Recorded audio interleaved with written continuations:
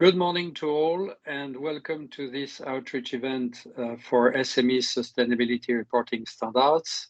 As you know, EFRAG has launched a public consultation regarding 2 standards for SMEs, and it is a crucial moment for EFRAG, but also more importantly for the economic community.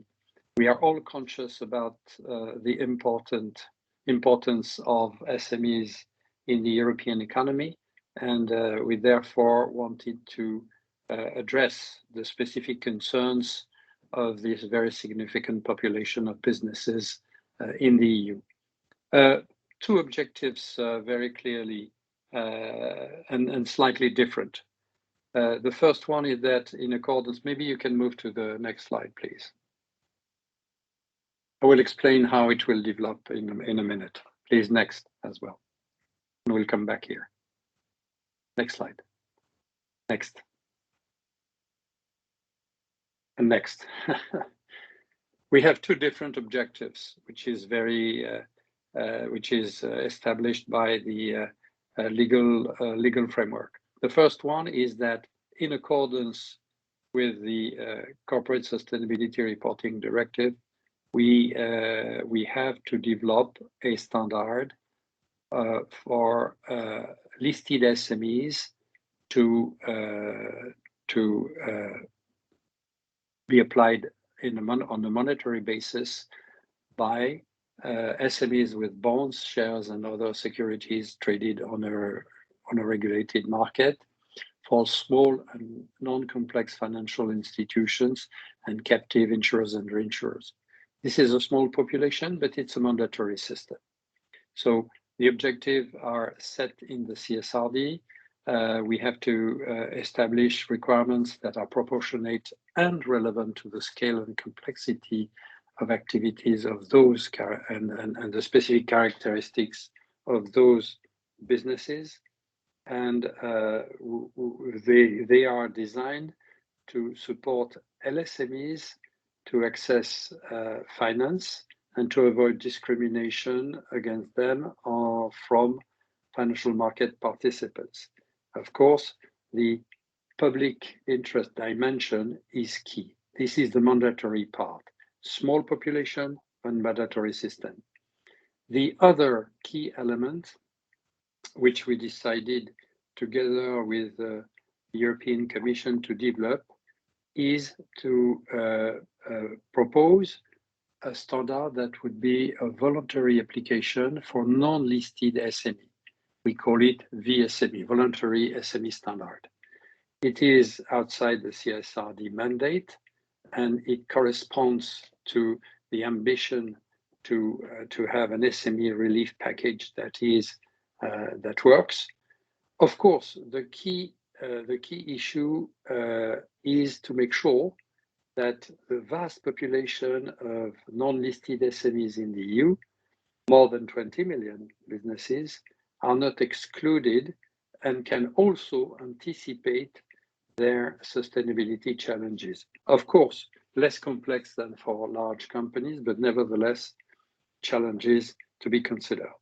So, and we are also conscious about the multiple questionnaires that are sent to those SMEs, which, by the way, is creating an uncoordinated situation where each and every either financial institution or large company or other businesses in the supply chain may send to require information.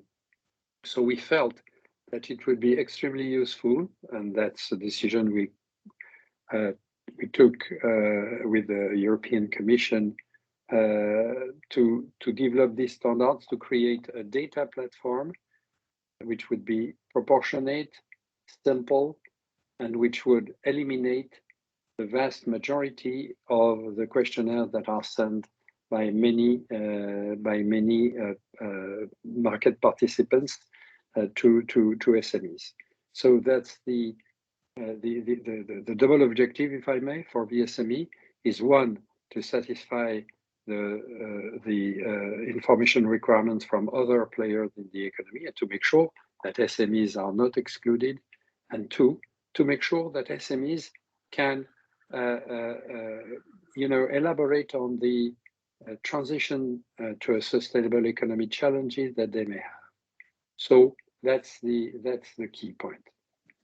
So this conference will be dedicated to, this outreach event will be dedicated to those two objectives. Maybe we can go back to the agenda for the meeting, please. Okay. Yeah, here we go. So following this introduction, we will have the opportunity to discuss the voluntary standard for SMEs.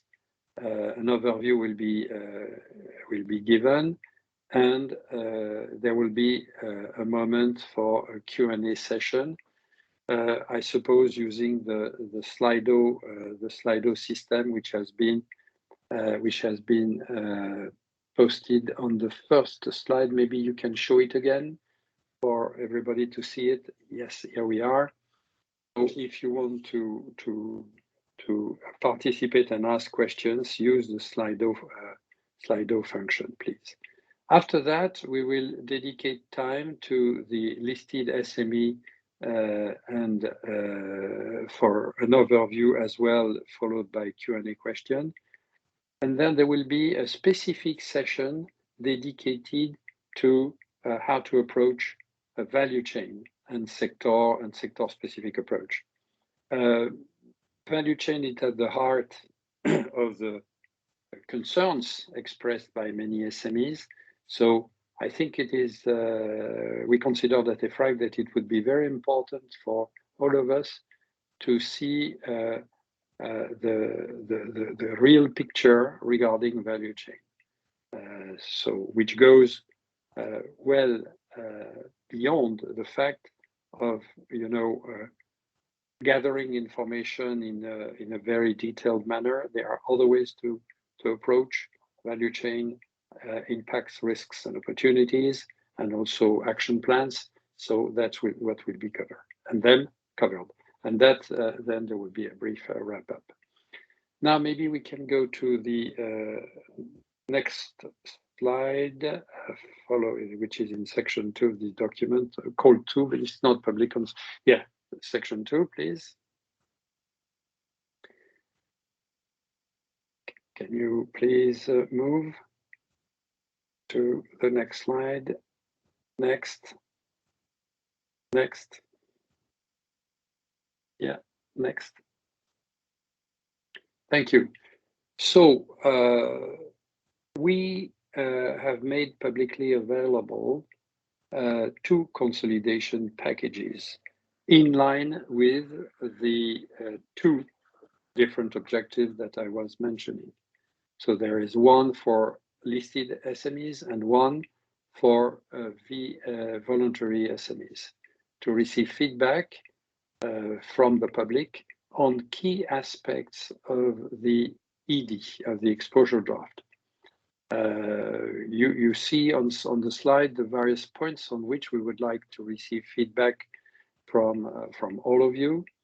The proposed architecture on the one side, the implementation of the CSRD requirements for the listed SME exposure draft, the role of listed SME in setting the value chain cap for information to be reported by large undertakings, since we all know that we have a provision in CSRD which states that large companies cannot ask SMEs something additional to what is required from listed SMEs. So that's what we call a value chain cap.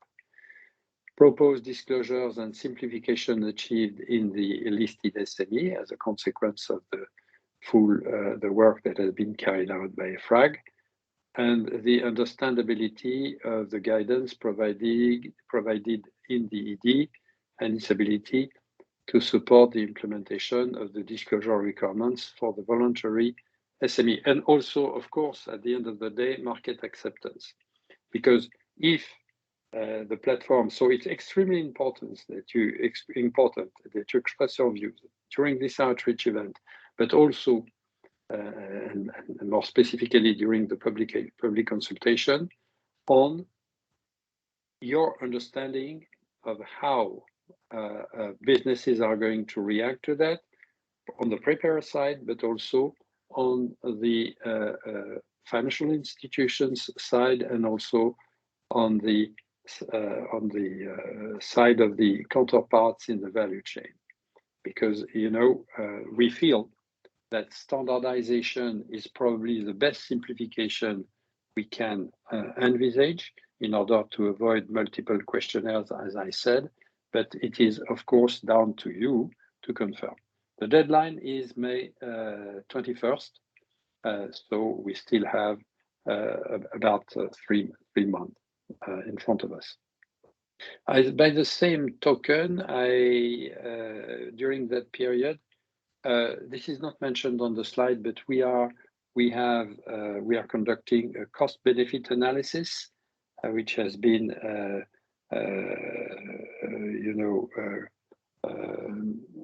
asked from a reputable consulting organization specializing in cost-benefit analysis. So that's one point. But we also want to test, organize field tests, one on LSME and one on VSME in parallel to the public consultation.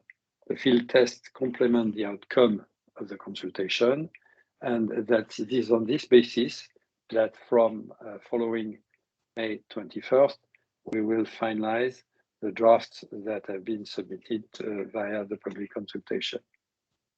So we are interested in particular via the field test on the costs and challenges associated with each of the disclosures. Are they practicable? This is in particular true for VSME.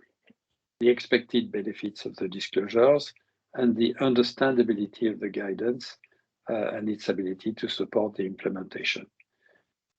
And deadline for completing field test is April 21st, because as you may understand, we have to make sure that everything converges in terms of standard setting processes to make sure that we will be ready sometime in fall, taking on board all the comments received and also the outcome of the field tests.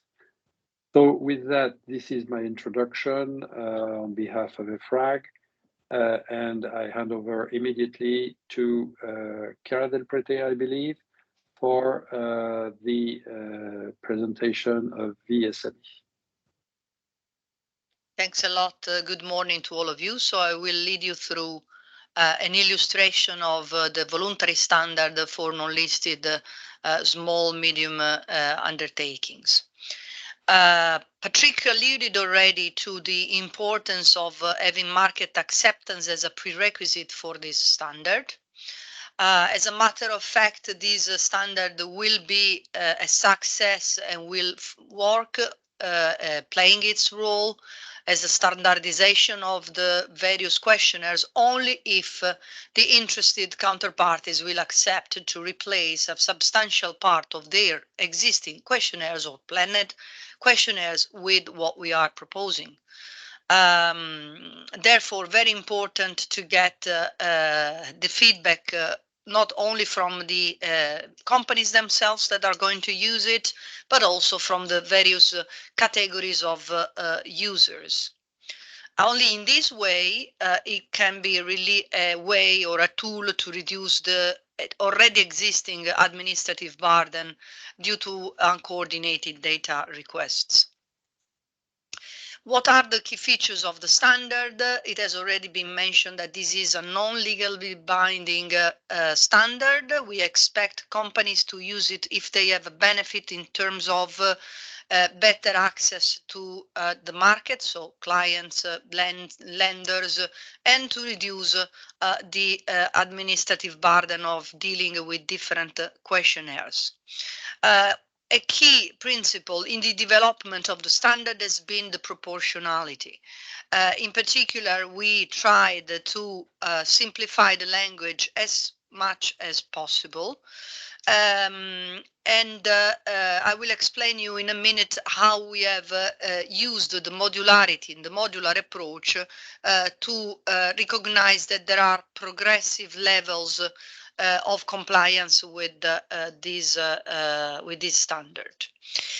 One of the key challenges that we had in front of us is the fact that talking to, in particular, the lending community, so the banks, it became clear that also micro companies should be in this scope of in the scope of this standard, and so this raised an additional element of complexity and proportionality to consider. So we're talking about an overall potential scope of several millions of companies, amounting to 99% and more of the EU total companies. Of course, not all we use the standard, only those that are exposed to the requests of data. What are the objectives of the standard? So first, this is intended to be a simple reporting tool that can credibly replace substantial part of questionnaires used by lenders, investors, and corporate clients that have SMEs in their supply chain. When they request data from small, medium undertakings, both for reporting purposes, but also for managerial purposes. So to manage the sustainability profile of their supply chain. But it is also a simple reporting tool available to SMEs on a voluntary basis to start monitoring their own performance on sustainability matters, therefore facilitating their participation to the transition to more sustainable economy. This exposure draft has been built mainly on the basis of questionnaires from business partners. Nevertheless, the information is also expected to benefit SMEs in improving their management of the sustainability issues, and this way contribute to a more sustainable and inclusive economy. So the two elements, from one side, the dialogue with the business partners, from the other side, the inclusiveness into the sustainability journey, both have a role to play in this standard. So I alluded to the difficulty of combining in a single voluntary standard companies with less than 10 employees, so the micro, and companies with up to 249 employees with a more mature and sophisticated approach, to sustainability. That's why we have introduced, and I think we have a question, the first polling question at the end of this slide. We have introduced this modular approach. There are 3 modules. The first, Ovidio, I don't see anymore the slide. Huh? Okay, so you can see, so the basic module is dedicated to the micro companies as target, but it is also the basic module that is expected to be used by the other non-micro companies when they apply the standard. So it's the entry level. We have selected here 12 disclosures which cover E, S, and G, so with a comprehensive coverage, but with a limited number of disclosures, only 12. For simplification reasons, we have replaced, whenever it is possible, the materiality concept with the if applicable. So as a matter of fact, the majority of these 12 disclosures are to be reported only when there is a trigger described in the disclosure itself to apply these, so to disclose the specific information. We made an extra effort in this basic module, not that we didn't make an extra effort in the other cases, but in this case, for the basic module, we departed from the language used in the terminology of the large standards in order to facilitate even more the accessibility and the understandability. The other two modules are incremental, meaning that the companies that want to use the narrative or the business partner module will also have to report according to the basic module. So the combinations are basic plus narrative, basic plus business partner, basic narrative plus business partner, or basic only. So the companies may choose, and this is an element of modularity and proportionality to recognize that there may be a progressive increase of the disclosures that are provided. Also, in the basic module, a company can anticipate content of the business partners module or of the narrative module when they feel ready, without necessarily having to comply with the entire business partner or narrative module. The business partner module is core for the purposes of standardizing the questionnaires that we have seen in the market. The assumption that we are going to test during the consultation is that the same core disclosures, these are only 11 disclosures that are needed by lenders and investors, which are inspired by the Table 1 SFDR principal adverse indicators, may also serve the purpose of getting the information that is needed by corporates, large corporates to deal, corporates that report under ESRS to deal with their supply management.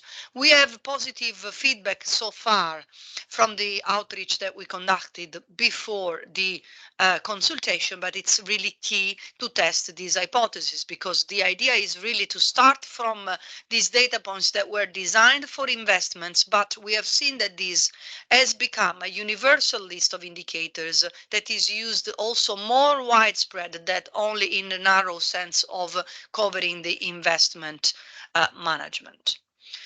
In this case, for the business partners, we have simplified the language, in particular for the description of materiality, but we kept some sort of consistency, in particular with the language of the SFDR, because this indication came from the users that it's very important that they get really the information that they need for their reporting.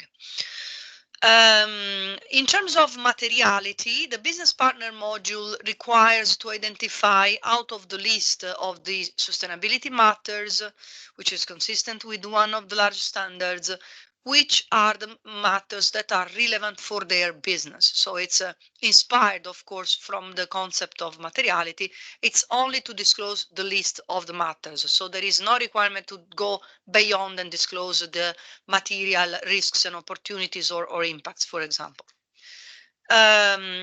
Next to the business partner module, there is the narrative, policies, actions, and target module. This module has been added on upon request of the corporates that think it is important, in addition to the metrics that we have in the basic and in the business module partner, business partner module, in order to get qualitative contextual information and understand better how to interpret the metrics.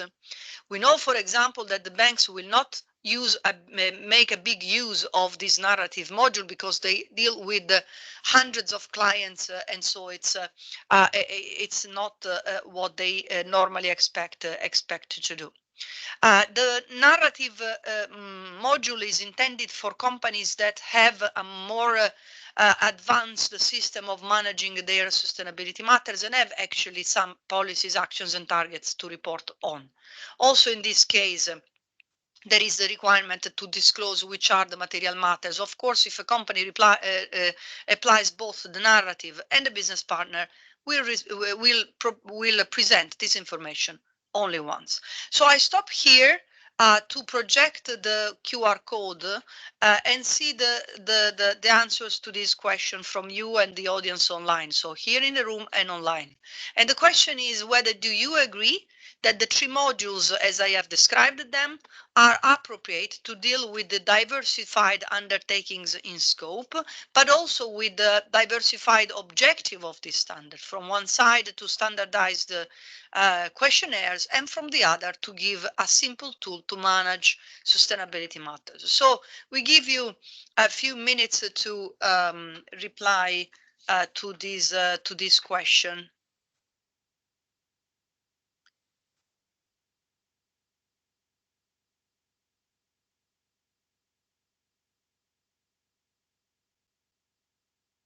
Okay, so thank you, video. We have 14, 16, and a large, overwhelming support for the modular approach. Let's wait. We have 40 people, 50. It's rapidly increasing.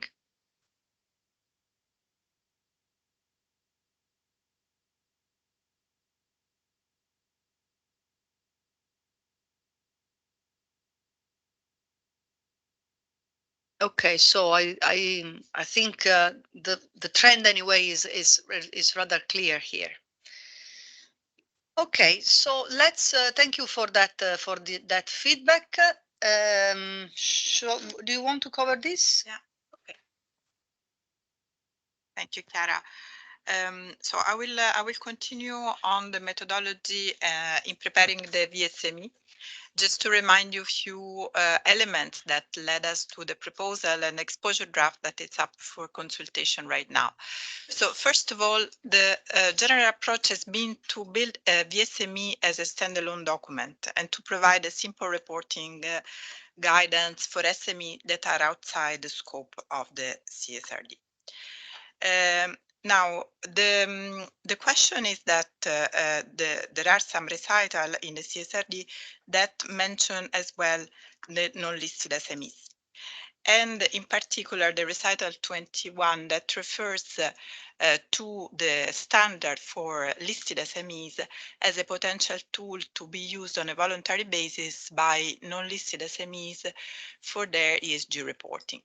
So we have considered carefully this option, and the EFRAG as a tag and EFRAG as a board, and also on the basis of feedback received by the SMEs community, by the banks, large corporate, and so on, came to the conclusion that the level of simplification and proportionality needed in the voluntary standard for such a range of company, as a reminder, from the micro to the medium, would not be compatible with the and not be reconcilable with the minimum disclosure needed by investors and provided with explicit provision and article in the CSRD for the listed SME standard. For that reason, on the question whether we should have only one standard, so the same for listed and unlisted SMEs, or two separate standards, the answer was to have two separate standards, and the one, or the voluntary one, really tailor-made on the complexity, capability, sizes of the micro and smaller undertakings. There is, however, a notion of building block throughout the ESRS, the European Sustainability Reporting Standard, including the voluntary exposure draft, which means to keep a coherence and consistency across the large standard, the ESRS for listed SMEs, and also the voluntary one for non-listed. However, with this, in particular, you will see, and we will see later, with the same concept, or what Chiara already explained, the same list of sustainability matters. Of course, with a different focus here for the VSME on the proportionality and on the user needs. And just one thing, Elisa, please consider that you can raise already questions. So you can use the function to type your questions. So at the end of the presentation by Elisa, we are going to address the questions. Sorry. Yeah, thanks. Important.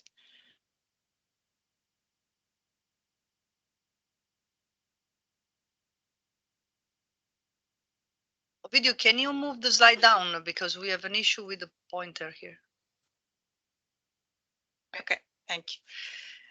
So I mentioned the consistency, however, departing to somehow, so the consistency in terms of concept, but what is important to note, and Chiara has already underlined, is that we also made an important simplification effort in terms of language, specifically in the basic module, without impairing the coherence with the LSME.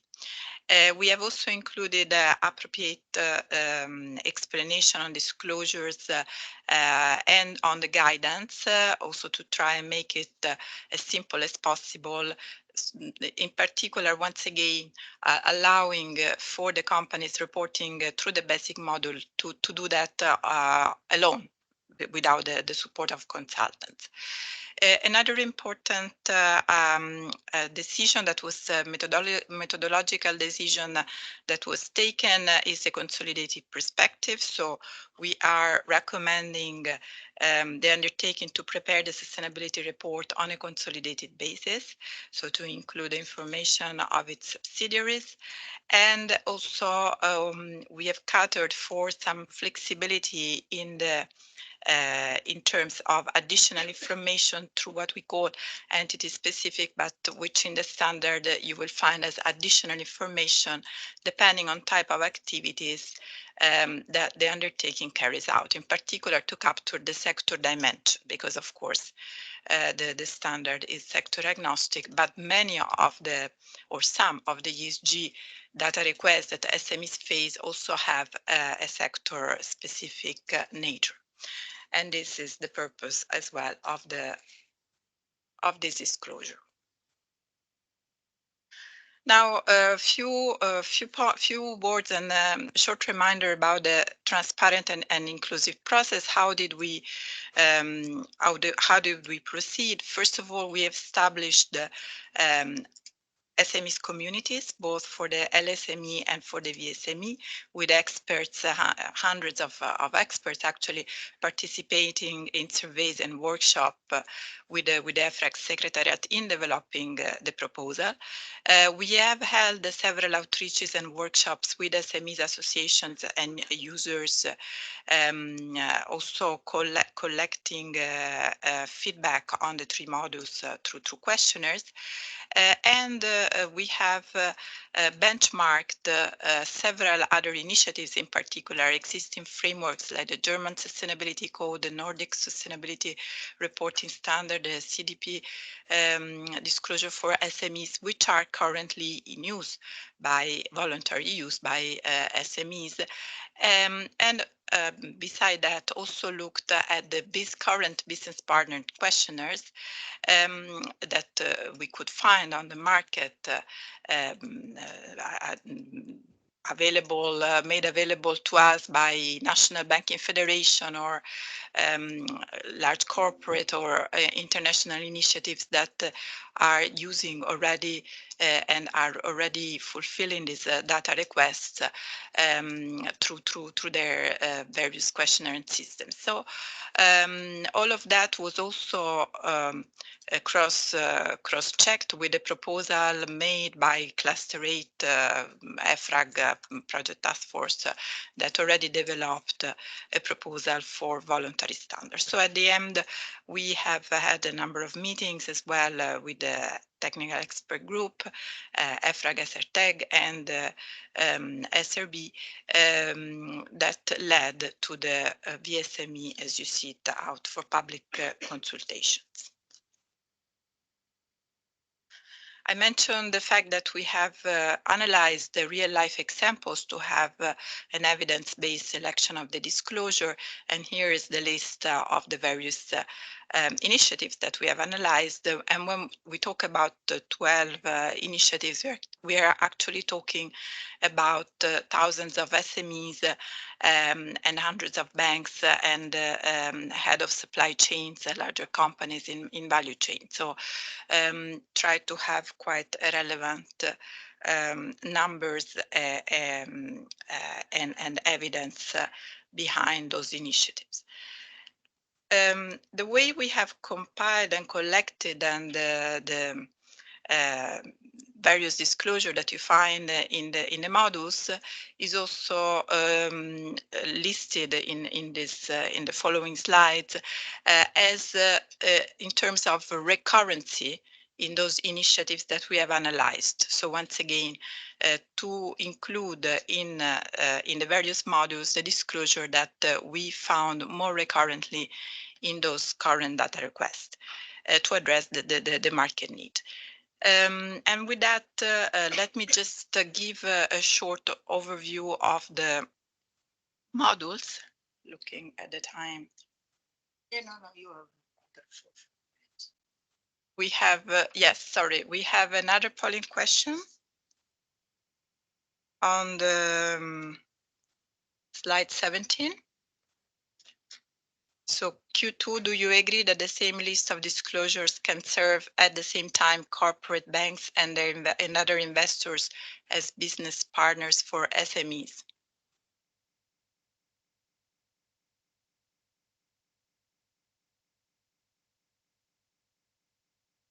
This is the assumption we made in the analysis of the various initiatives that were showed in the slide 17.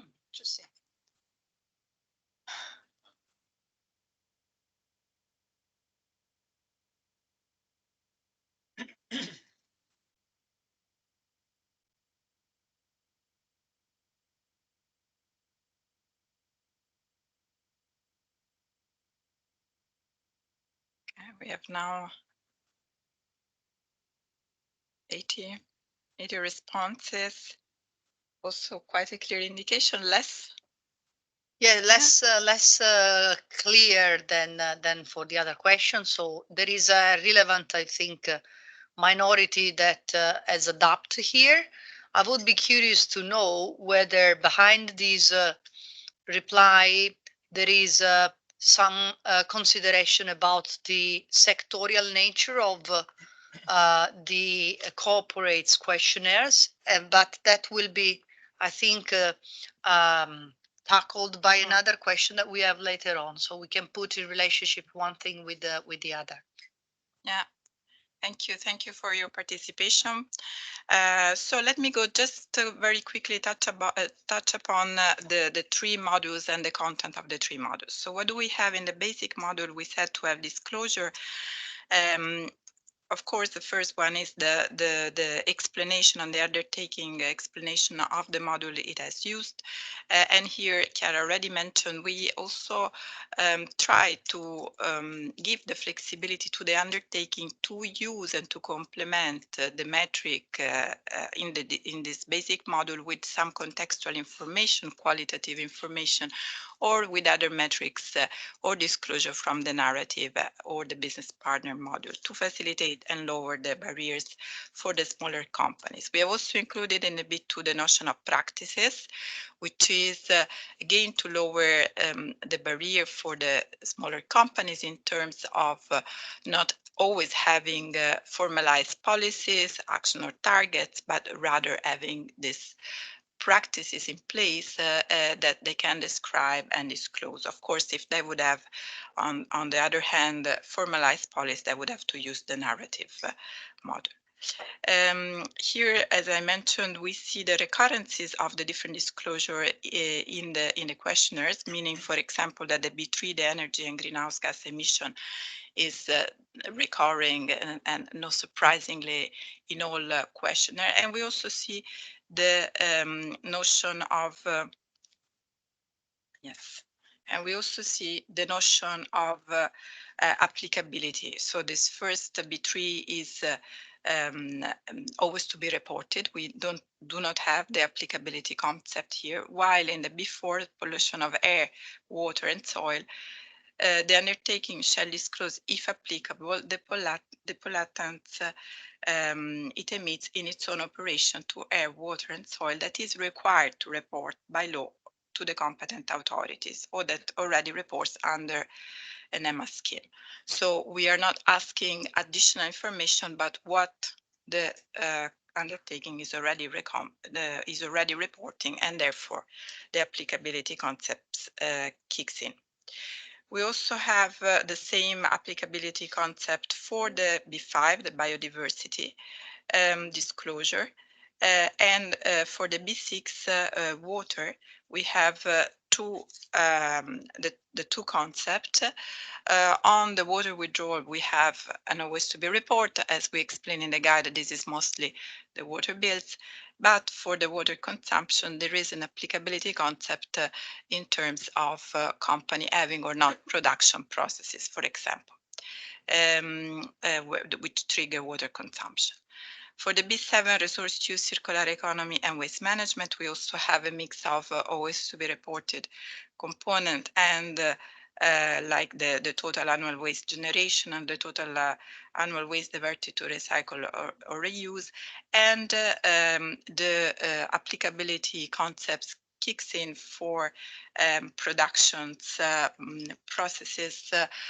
In particular, we mentioned the construction, the manufacturing, and so on, where we ask additional information. You can see that those are all metrics that are very recurrent in current data request, ESG data request. Final word on the social for the basic module. Here we have the workforce general characteristic, B8, B9 workforce health and safety, and B10 workforce remuneration, collective bargaining and training. Here we have also mainly always to be reported, because of course the workforce is something that all undertakings have, except for some of the more granular data points where the applicability kicks in.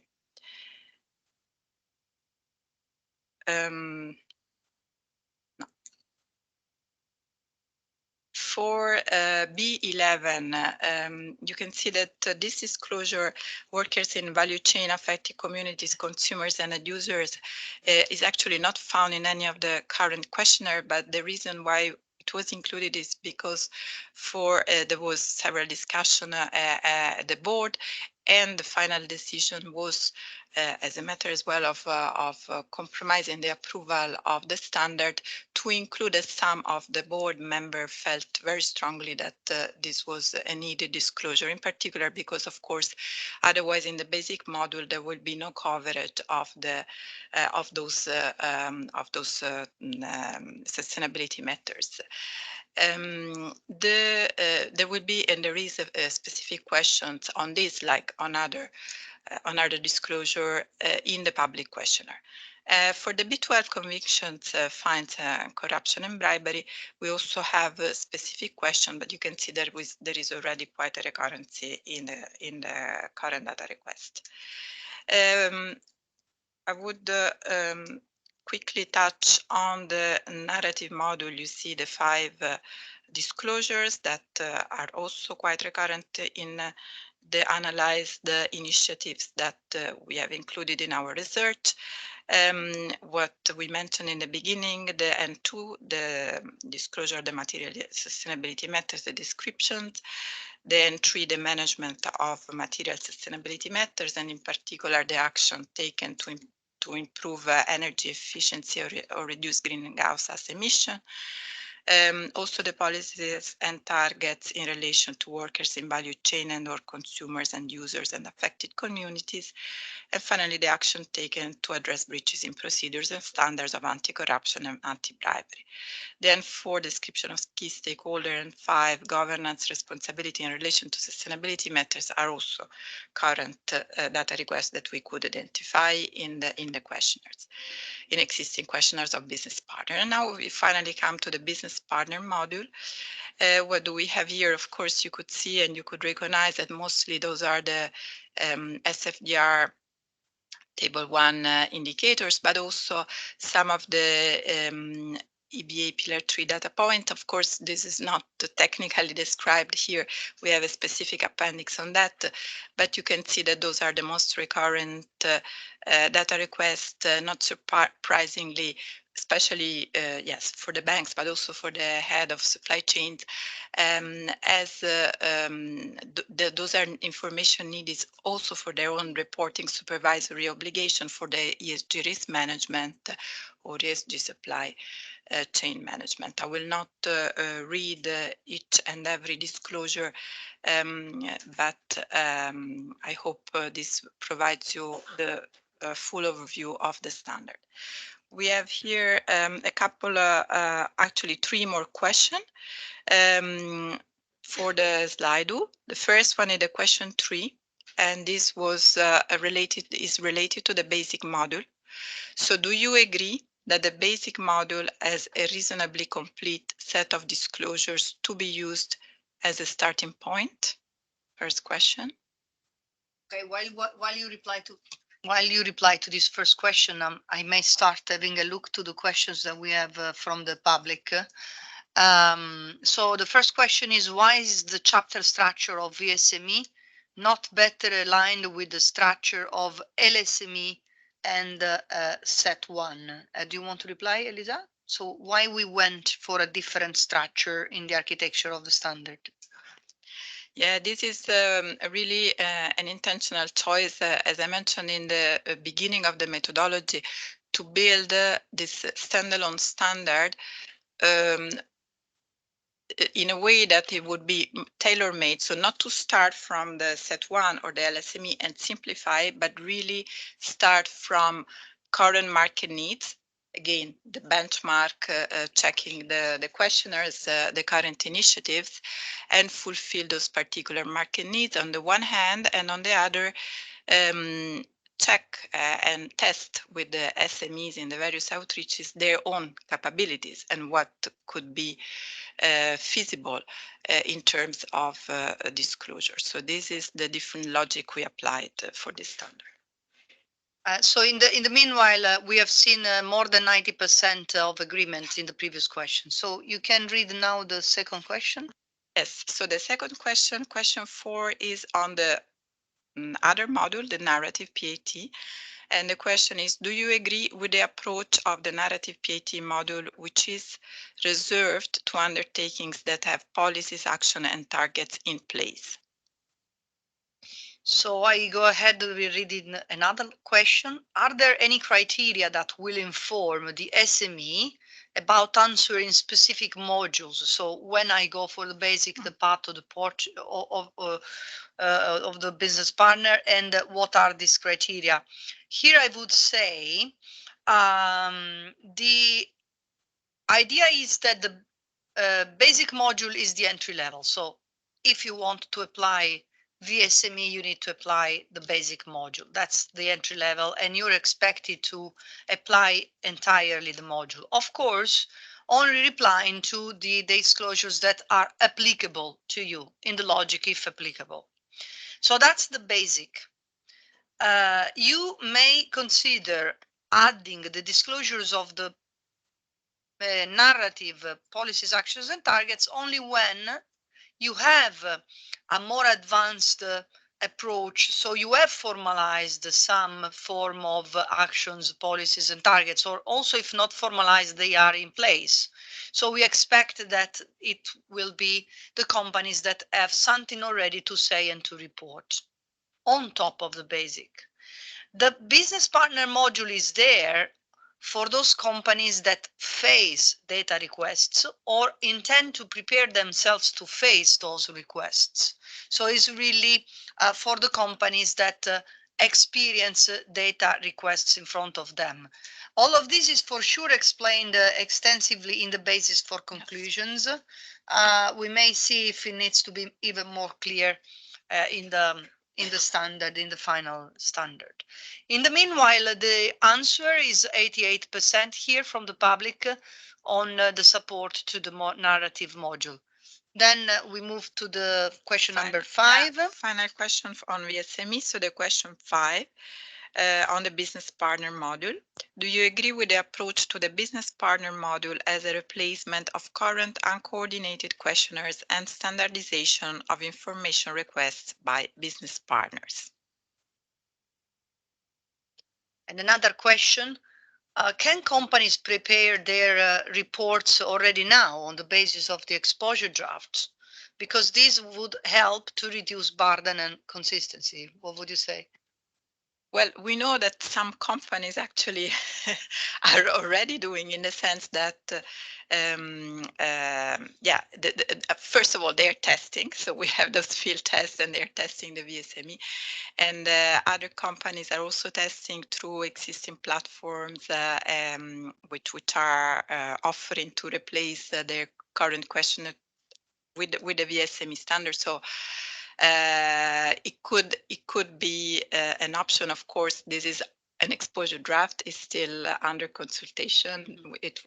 We may have a different standard, a different proposal at the end of the process, but we hope that it can already be useful as a tool to SMEs. Another question before we move to LSME, but I really would like to cover a bit of these questions. What lies behind the decision of not including scope 3 emissions in VSME in the basic module? So behind this decision, there is a clear message that we received from the SME representatives, but also from some of the business counterparties, in particular the banks that know very well the situation of their clients. And they clearly think that with the current situation of the market and available tools, the reporting of scope 3 is still a massive challenge for SMEs. Therefore, we didn't include that in the basic module. However, the question that we have in the consultation specifically is on the inclusion of an entity-specific consideration. So, reflecting specificities of the company, in particular the sector in which the company operates, as part of the reporting of scope 1 and 2, the company may consider to include also scope 3 in some sectors. So that's also subject to a specific question in the consultation. We wanted to open the door to it because we know that it is important for users in some sectors. In the meanwhile, I see 90% of support for the business partners module. I would just take another question from this before we move to the LSME. And the question is for EU SMEs with activities outside the European Union, are these in scope of VSME and LSMEs, and how they should comply with the third country reporting requirements? So here you know that EFRAG will develop for the Commission a proposed set of standards for non-EU companies, but for those that belong to groups with more than 150 million of turnovers in the European Union. So it's for larger companies, not for SMEs. Will VSME have a role also for SMEs that operate outside Europe? We would hope so. It's there to help, and if it becomes standard in the value chain management of European companies that are in the scope of the CSRD, it may well also serve the purpose of supporting non-EU VSMEs. But all of these under market acceptance. So this is something that we can offer as a platform, but it will be the market itself to confirm this direction.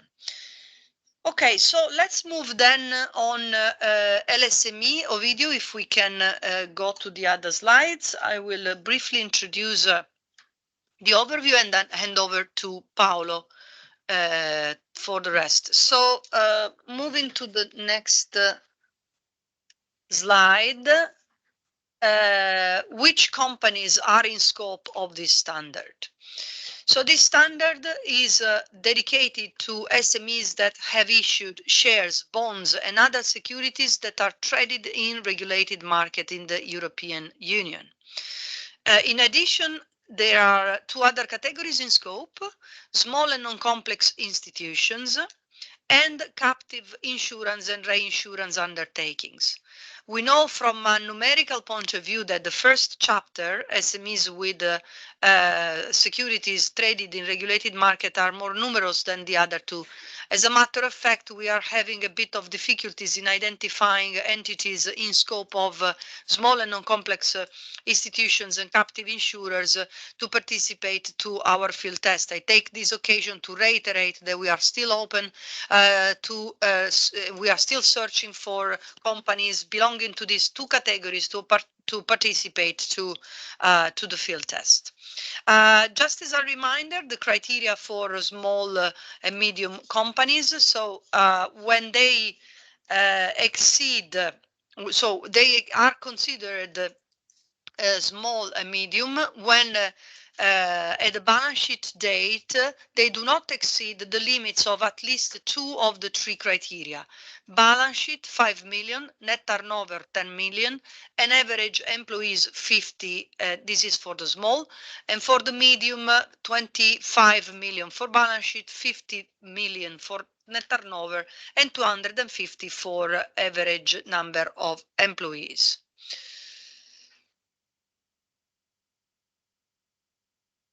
So we have a polling question number 6. A question for you. Are you reporting under, are you a reporting that is in scope of this standard?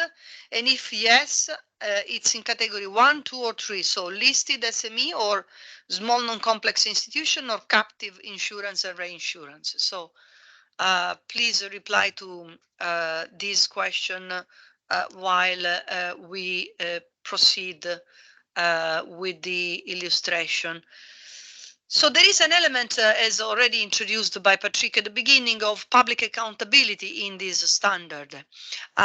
This standard has been designed in order to play a role in facilitating the access to finance of these companies, in order to provide to the investors a set of ESG information of similar quality of those prepared by the large corporates, and in this way avoid discriminations based on the type of information that they publish.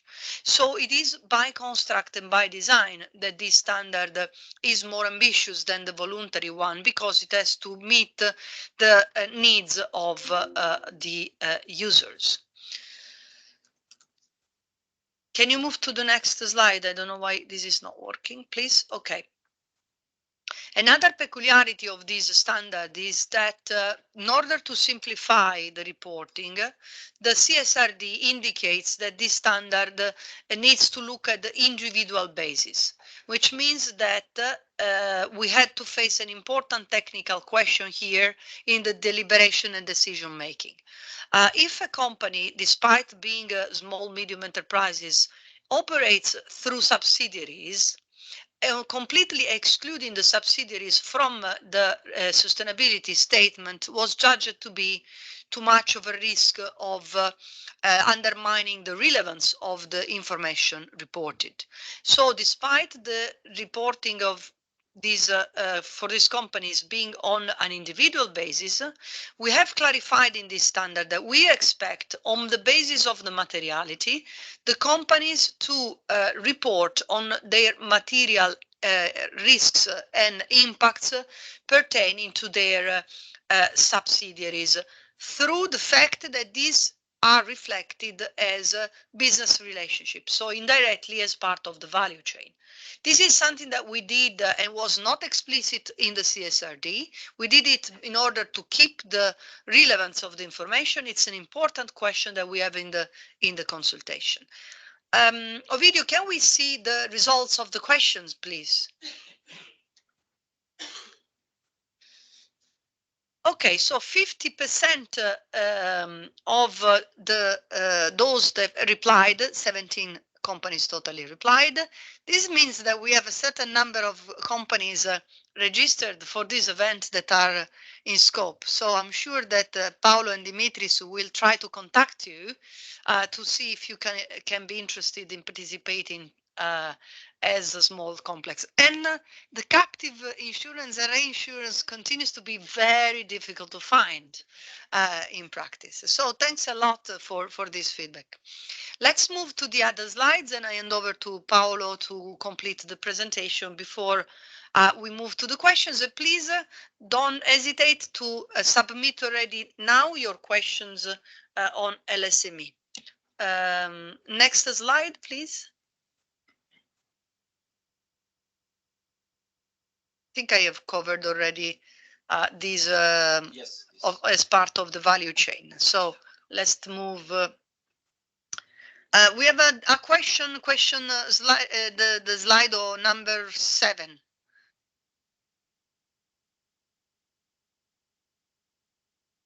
Yes, thank you, Chiara. Good morning, everyone.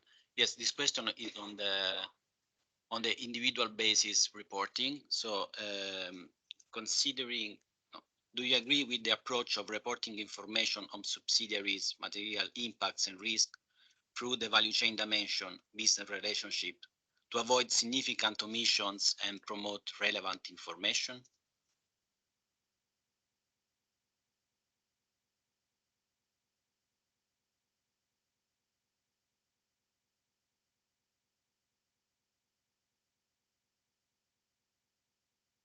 It seems that we have the majority supports our choice to include the subsidiaries through the value chain dimension, so as a business relationships. Thank you. As Chiara has already explained, there are several articles in the Corporate Sustainability Directive that are related to LSME, to the standard. Of course, the most important is the Article 1986, is a derogation to the Article 1981, which is related to large undertakings, and it specifies the reporting content of this standard and should include a brief description of the undertaking business model and strategy, a description of the undertaking policies in relation to sustainability matters, the principal actor or potential adverse impacts and principal risk, and the key indicators.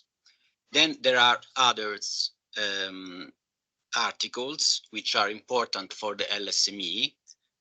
The one that Article 29B, which defines which are the subject matters to be taken into consideration.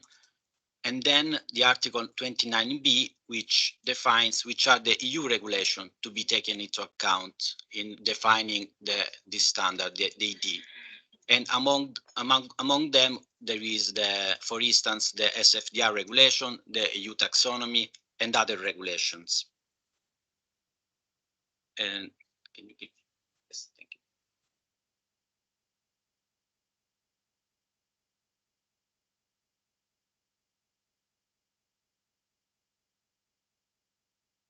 Okay, but how we define the content of LSME? The ED has been developed pursuing a systematic simplification of the content of the standard for large undertakings, while achieving an acceptable trade-off between proportionality and investor needs. This reflects the fact that the Corporate Sustainability Directive in the Article 1986 indicates a subset of the reporting objective of the ESRS set 1 as a minimum content of this ED exposure draft.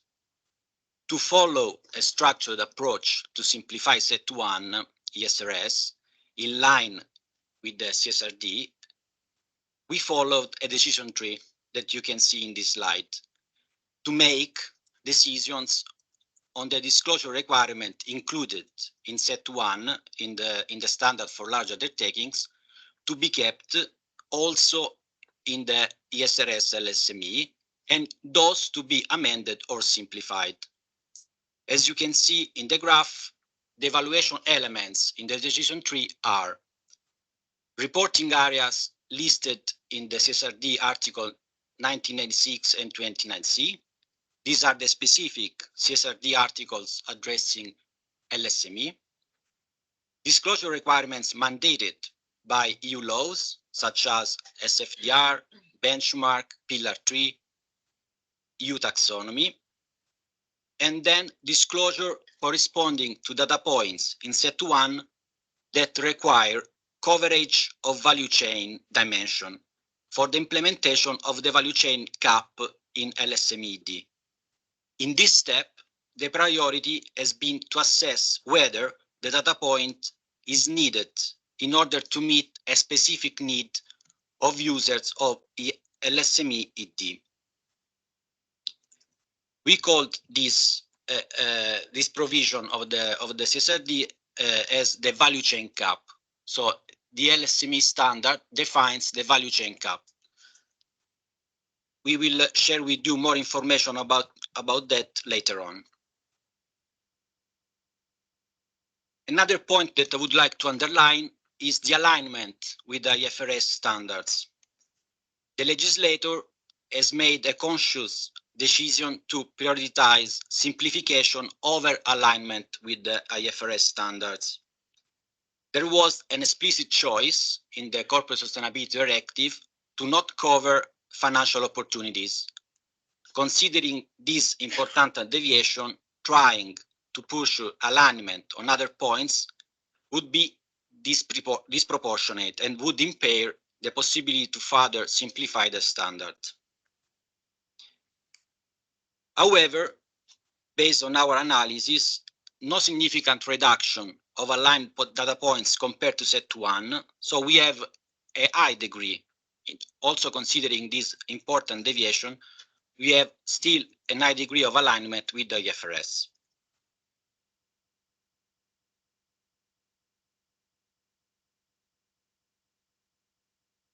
Now we have a poll question on the, yes, thank you, video.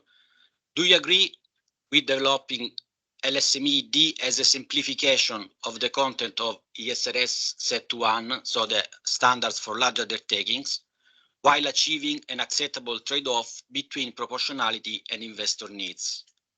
We made an estimation that we reduced the number of data points about almost 50% compared to set 1.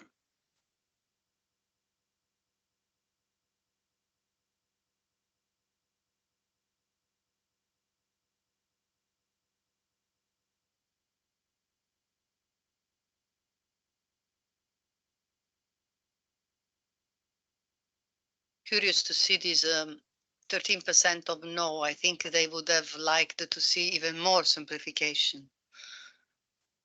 And not that they think it's too much simplification, what we have. Would be interesting to see. Of course, we have a very detailed consultation questionnaire, and this will help us to understand. Okay, thank you. We can come back to the presentation. Yes, thank you. Let me present you what are the key simplifications compared to ESRS for large undertakings after applying the decision tree that I have just explained. First, impacts and opportunities are disclosed on a voluntary basis. There is not an explicit mention of them in the Corporate Sustainability Directive. Second, report if you have approach to better differentiate from voluntary disclosure requirements, such as opportunities and positive impacts, as I just mentioned. This approach applies to climate transition plan, targets, due diligence.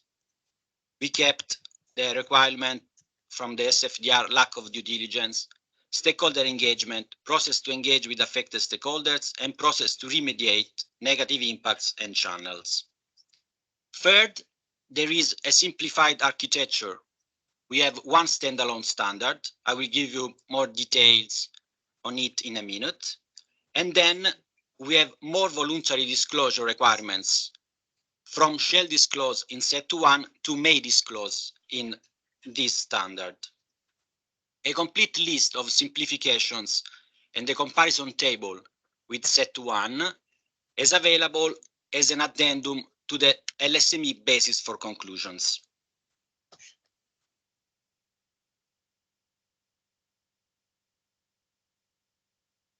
As I mentioned before, the ED, the exposure draft, reflects a simplified structure. The content of the 12 ESRS for large undertaking has been rearranged in one standalone standard with 6 sections, as you can see in the picture in the slide. 3 general sections. Section 1, general requirements on objective, scope, materiality. Section 2, general disclosures, where we have centralized the disclosure I1 on process to identify and assess material impacts and risk, and SBN 3, material impacts and risk and their interaction with the strategy and business model.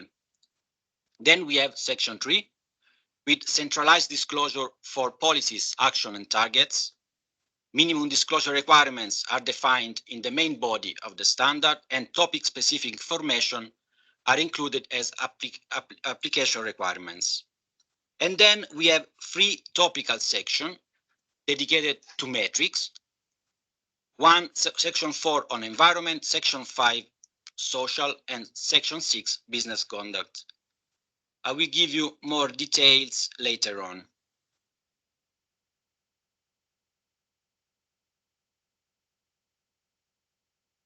After applying the decision tree, we have estimated a reduction of almost 50%, as you can see in this table, compared to set 1. If we take into considerations the data points dropped from set 1 and the ones that are simplified as report if you have or if applicable. As you can see in the slide, in the first column of the table, the reduction is from 823 data points to 466 in LSME. We have also 81 data points changed from shall disclose to may disclose.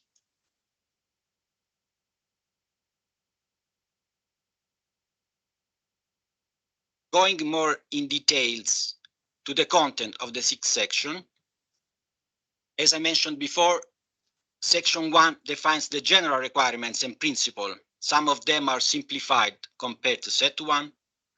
For instance, there is a new paragraph related to value chain to better specify that an undertaking in scope of this standard can rely on information contained in sustainability statement of an actor in its value chain. Other key principles are unchanged, such as qualitative characteristic of information, double materiality. Section 2 covers general disclosures on the role of the governance bodies, strategy and business model, and the interaction with material impacts and risk, and the description of the process to identify and assess those material impacts and risk. As for ESRS 2 for large undertaking, also some disclosure requirements defined in this section have to be disclosed irrespective of the results of the materiality assessment.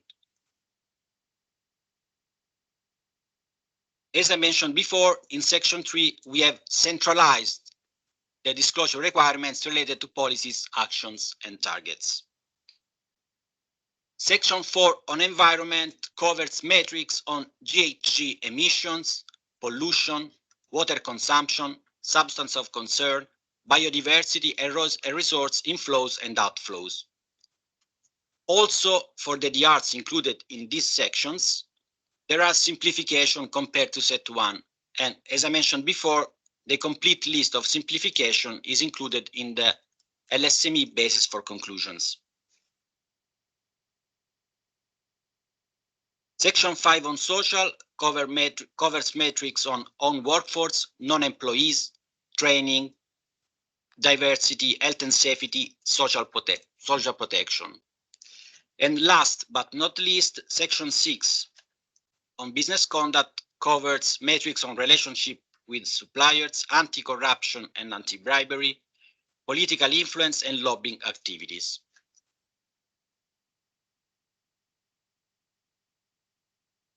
After this explanation, we would like to hear your voice through a question poll that will appear in a moment, yes, on the screen, to understand the main implementation challenges in applying the ESRS LSME.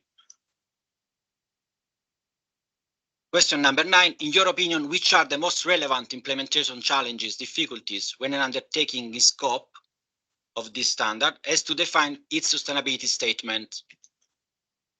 And the possible options are reporting scope and extent of disclosures, the granularity of the disclosures, availability of data, estimation, double materiality assessment, language complexity, and high cost for external consultant or third-party services.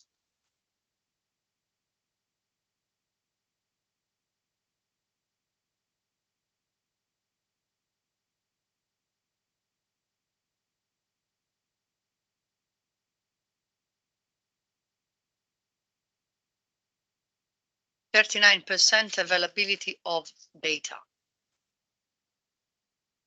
followed by reporting scope and extent, external consultants and third-party services.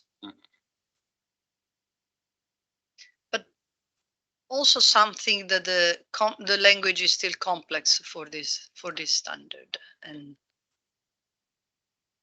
some also question the granularity of the disclosure.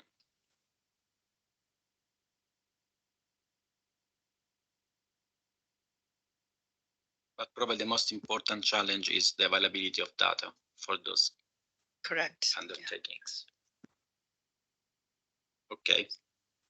We want to cover also the question number 10. Yes, thank you for your views. And after the challenges, now it is time to have your feedback on the possible benefits of reporting according to this standard.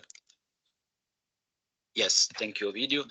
Question number 10. Can you estimate the possible benefits of applying ESRS LSME? And possible benefits are improved access to capital, more flexibility compared to ESRS for large undertakings, support to internal management processes, increased reputation, improved relationships with stakeholders, and improved transparency in the market.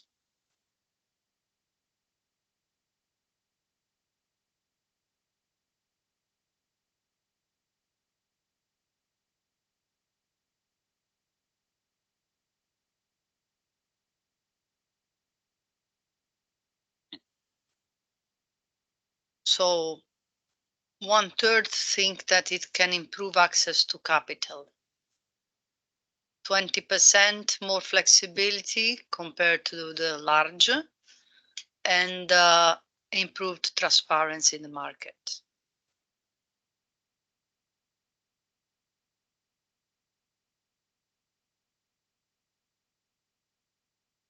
Yeah. Yes. Those are the most important benefits. Okay, thank you very much.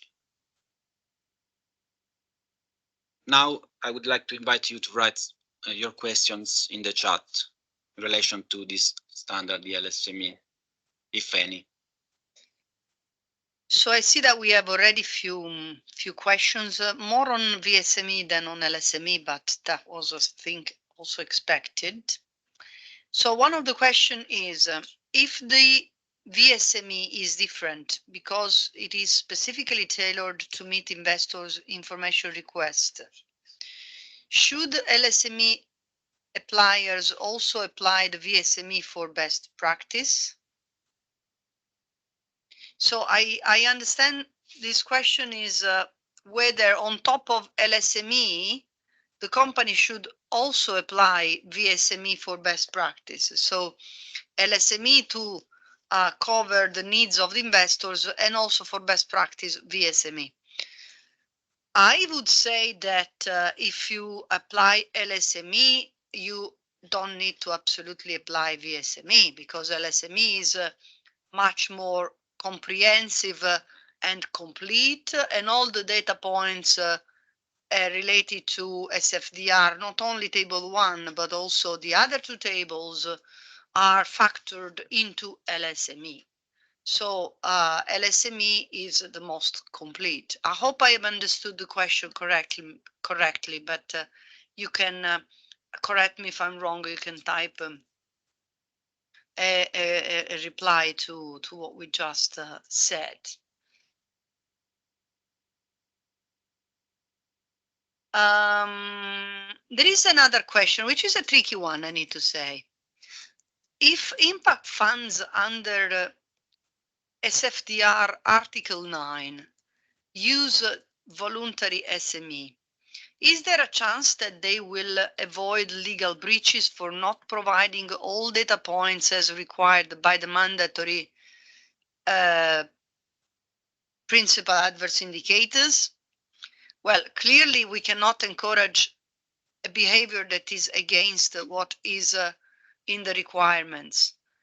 But I would say we don't have an answer right now to this question, because one of the elements that we want to ascertain during the consultation is actually the suitability of the table 1 and the other indicators that are in this standard to satisfy the needs of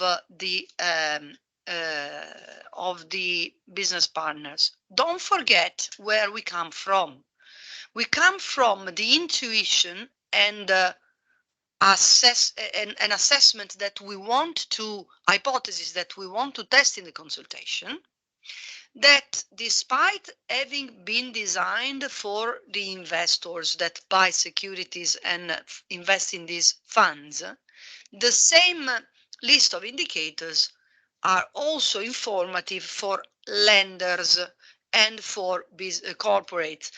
The message that we got in the interaction with the lenders and the corporates, in particular with the lenders, is that looking at how they engage with the non-listed SMEs and micro companies, there is an absolute minority interacting with investments in securities, but the vast majority of the business relationships belong to the lending books of the banks. So in that case, table 2 and 3 were not in our focus. We really wanted to identify a minimum set of information that is meaningful for lenders.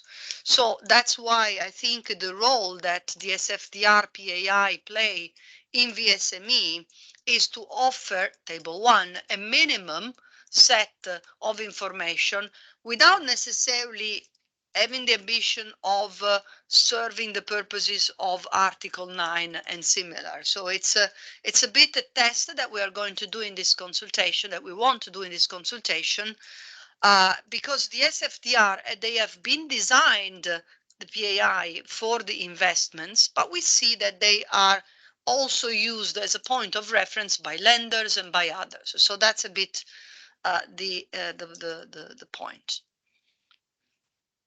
I don't know if Elisa or Paolo or Patrick wants to add something to this point or to other points.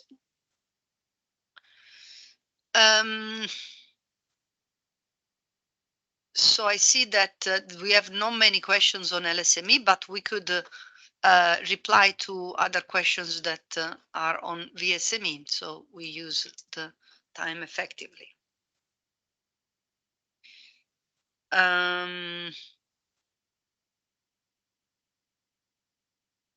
Considering that VSME is not legally binding, what happens if additional data will be requested from the non-listed SMEs? So if the SME receives a data request outside the scope of the VSME.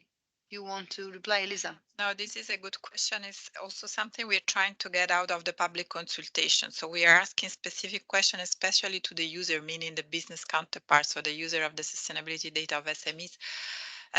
If there are indeed data points which are missing and that the judge must have for their other managerial reporting purposes, and that they need absolutely from SMEs. Of course, we have already an hint that there will be a sectorial dimension that we are not covering in the standard. We'll come to that later, that could be requested on top of what we ask with VSME because of exactly the sectorial dimension. So it cannot be excluded, but we hope it will be very limited or at least justified as I just explained. So, a question for you, Paolo. Comparing paragraph 25 of LSME with 24 of ESRS set 1, there seems to be less of a focus on stakeholder engagement in the materiality assessment for SMEs. Can you elaborate a bit why we deviated and what is the approach for stakeholder engagement? Thank you, Chiara. Thank you for the question. Yes, the approach is because in the we decided to have this approach because in the CSRD there is not an explicit mention of the stakeholder engagement as we have for the standard for land undertakings. So the decision was to have, in any case, of course, the stakeholder engagement, but with the so-called report if you have approach. So if they have already a stakeholder engagement in place, they shall disclose it. Otherwise, they cannot disclose those information. And as we mentioned already, also in our guidance for the materiality assessment, stakeholder engagement is a key factor for the assessment of the materiality of the impacts and risk. And but of course, it is more important to have this engagement with affected stakeholder. Thank you. And also on this point, it will be important to receive a feedback on the consultation. There are a number of areas, as Paolo has explained during the presentation, where despite not having explicitly the point in the CSRD, we decided to keep them nevertheless, such as on due diligence, such as on stakeholder engagement, on process to engage, and targets, because we felt they were so central in impact materiality that we kept them. There are other questions. Let me see. Does the VSME standard explain what, if applicable, means for each topic, including, for example, providing minimum threshold for energy or water consumption? That's an interesting possible approach that we could consider. For the time being, we haven't done it. Why? Because to some extent, we acknowledge that for smaller companies, having to define whether a certain level of energy consumption is material or not is actually a task that is absorbing decision-making capacity, management, etc. So we just went for the idea of going to the electricity bill and read. So you just have to source that information which you have in-house and report it.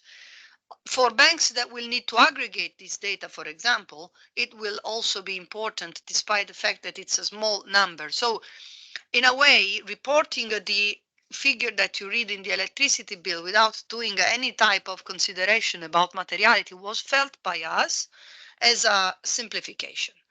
Any threshold that we could think about would be arbitrary. So that's why we went for this approach without the thresholds. But very, very happy to have your views during in the consultation.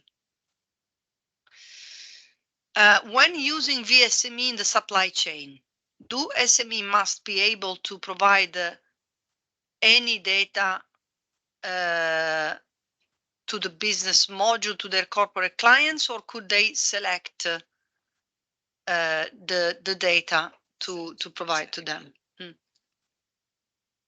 Well, if we understand correctly, this question is can we choose kind of cherry pick the data that we want to select? If it's in the basic module, actually what we ask is that you cover the full basic module. Of course, only the metrics that are applicable to you. We come back to that as undertaking.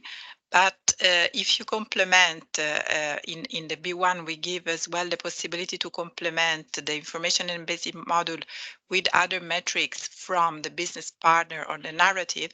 For example, specific metrics that the banks or the head of supply chain, your larger counterpart undertaking asks the SME, then of course in that case you can complement and use it together with the basic module. But once chosen a module, in principle you would have to fulfill, except with this punctual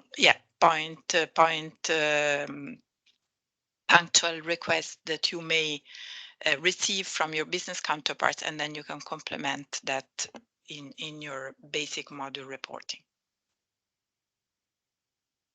Thank you, Elisa. Waiting for questions on LSME to materialize. There is another question on VSME. While informing the benchmarking, how is EFRAG accounting for the difference in how SMEs are defined and operate across different standards?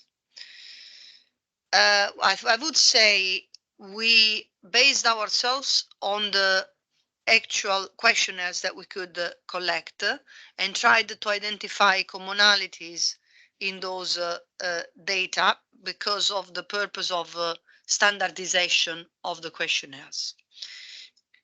But of course, we already know that there are specificities in some questionnaires asked for one-to-one agreements with between the company and its suppliers.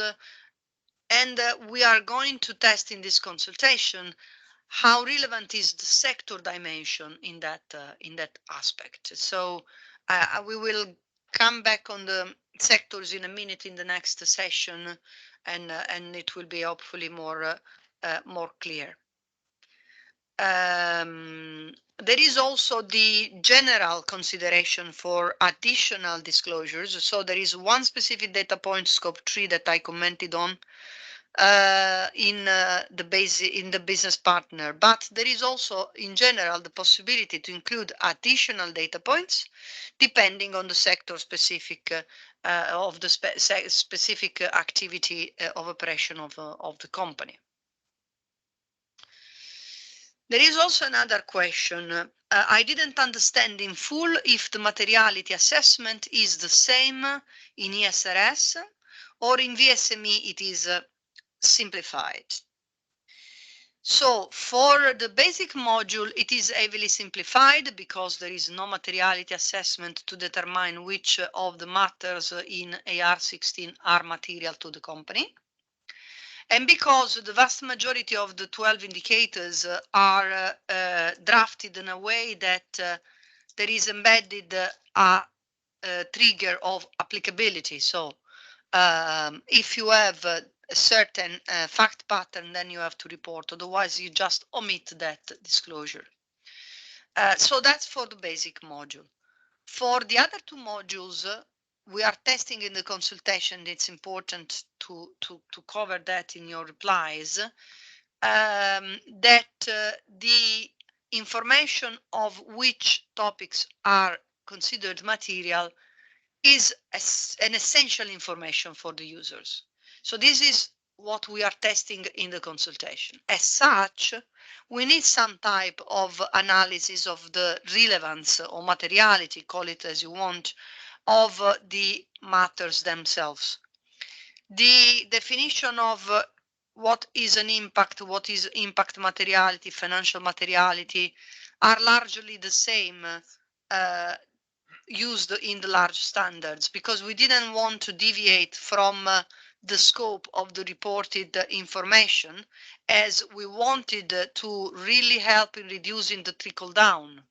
If we fail to provide to the corporates, large corporates, the information about the impact materiality, they will ask for it. So we had to keep consistency in the definition of impact materiality and financial materiality. So the concept we are trying to capture is the same, but we have simplified the language related to the explanation of materiality.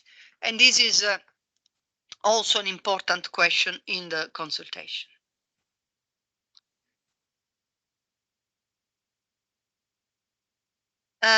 Same question here.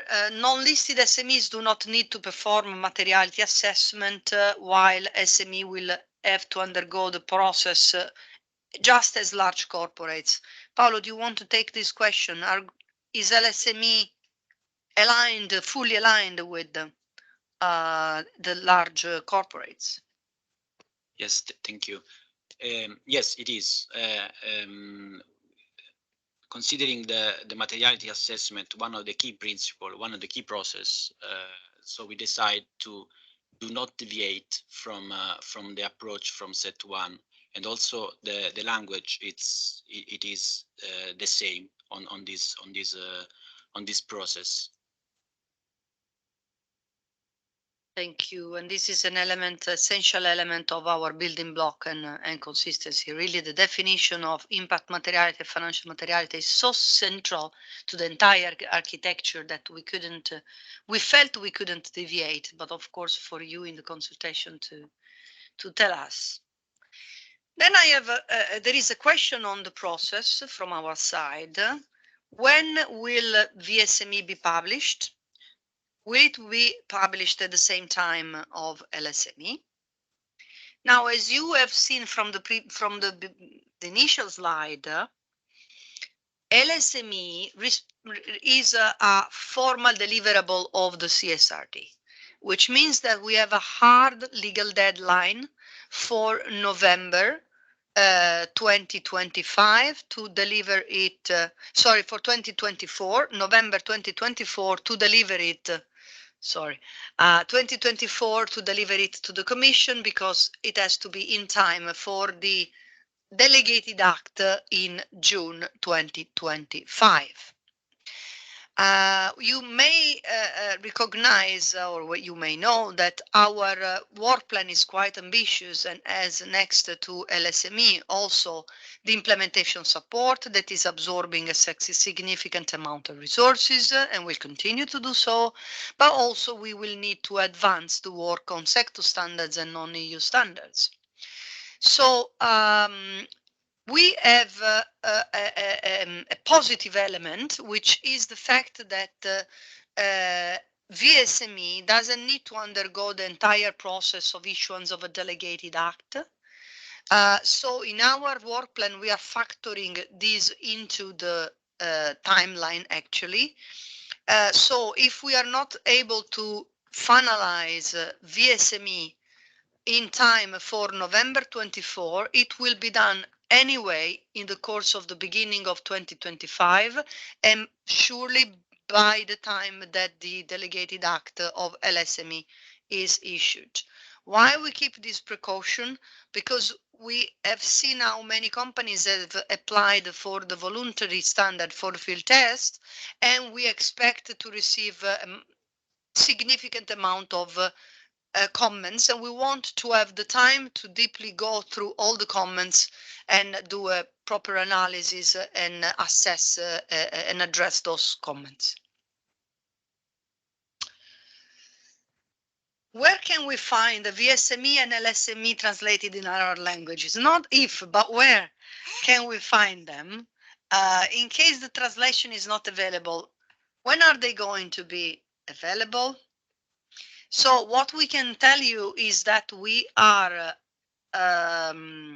discussing with the national standard setters of the various European countries the availability of translations of VSME, not LSME for the moment. LSME will be translated as part of the issuance in the official journal, so it will be done after June 2025, but it will be done.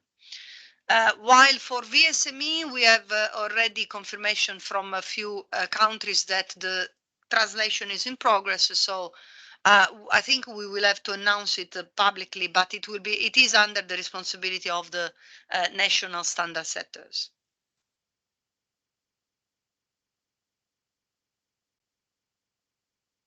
Is there alignment between the requirement of VSME and LSMEs standards and the requirements for banks investors in the CS DDD for mergers and acquisitions? Paolo, any clue?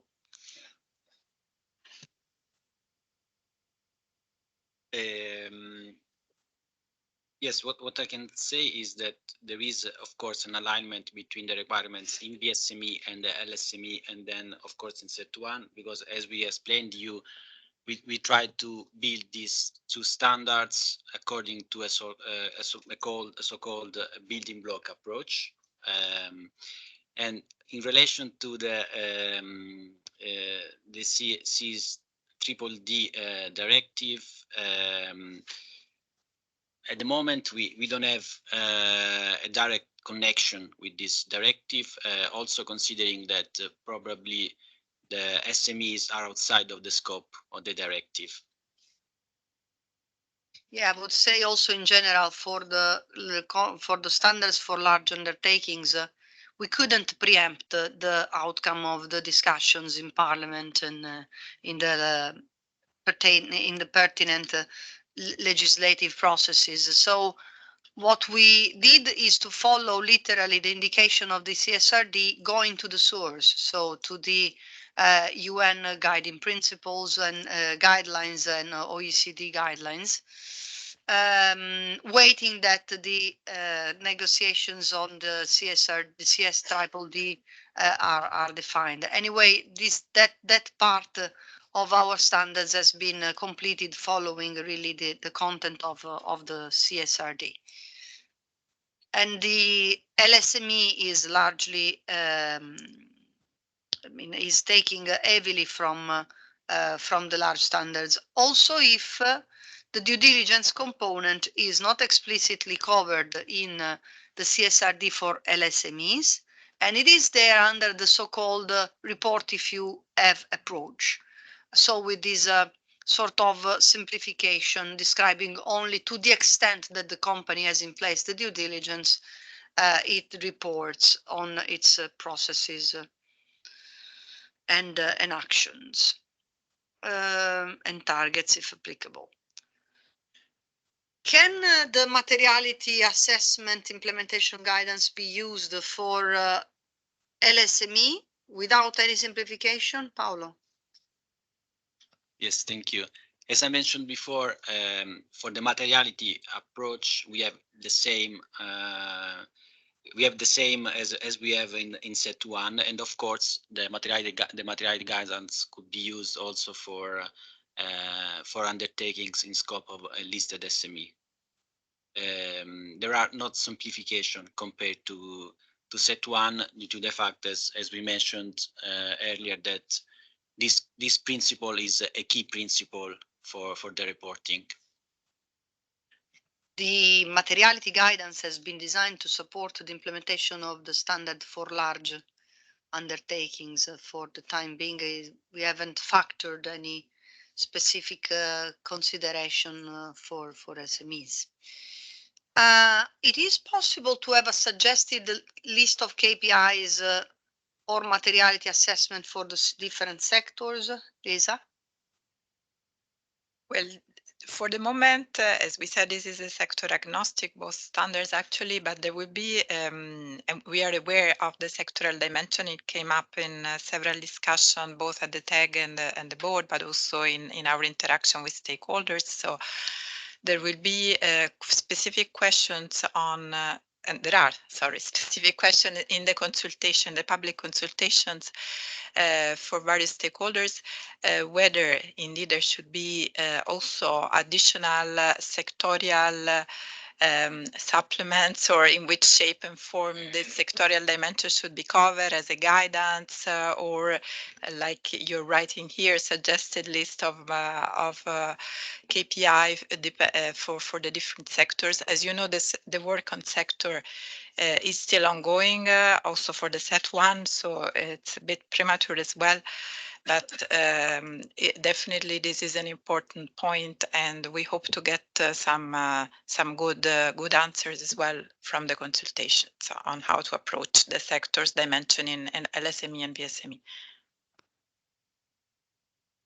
And then there is a difficult question. Will EFRAG provide a tool for VSME when reporting, such as an online tool? This is a request that we receive very, very often during the outreaches before the issuance of the standard, in any interaction that we had so far with SME representatives and practitioners. So we know how important it is. We have discussed its feasibility with our internal decision-making bodies. For the time being, we don't have it in our deliverables because we have to focus on the standard setting and what is left on our work program as EFRAG, but we are very well aware of this, and we hope to be able to announce something in the future, either by us or intermediated by the facilitated by the European Commission or member states. So we know how important, we all know how important is this element. Dimitris, any other question, or otherwise? Yes, better to address them as the value in the value chain. Okay, so let's move then. Thanks a lot for this very informative list of your questions. We go to the next chapter, Ovidio, with the value chain. So one of the elements that we had to consider in drafting the standard for listed SMEs is the role that this standard plays in the CSRD as a legal point of reference for the information that can and cannot be required to report by large undertakings when covering the value chain. It means that basically the standards for large undertakings cannot result in a large company having to ask to an SME data that exceed the content of the listed SMEs. There is an element of conventionality here. It's a convention, because we know that the vast majority of the SMEs in the value chains are not listed. So the natural point of reference would have been VSME and non-LSME. But nevertheless, we have to play by the book here, and we had to consider LSME as setting the legal framework. So what did we do? We analyzed the content of all the standards for large undertakings. You see the architecture here in this picture. And we mapped the data points that have a value chain coverage. We did that in conjunction with the work that we were doing on the value chain implementation guidance. Out of the 84 disclosure requirements in the large standards, we have 10 disclosure areas, 10 disclosures only, that have an element of value chain in them. But it doesn't mean that in all these cases, large companies will have to collect data, to direct data from SMEs in order to prepare their disclosures. We have an annex in our consultation material. It's an appendix to VSME basis for conclusion and LSME basis for conclusion that illustrates the way we have concluded on the trickle-down approach. Trickle-down means the data requests that derive to SMEs from companies that apply the standards for large corporates. So, for example, for the first group, SVM1, SVM3, and IRO1, we would expect that the companies will have to analyze their own in their materiality assessment, where there are potential material impacts, risks, and opportunities in their value chain.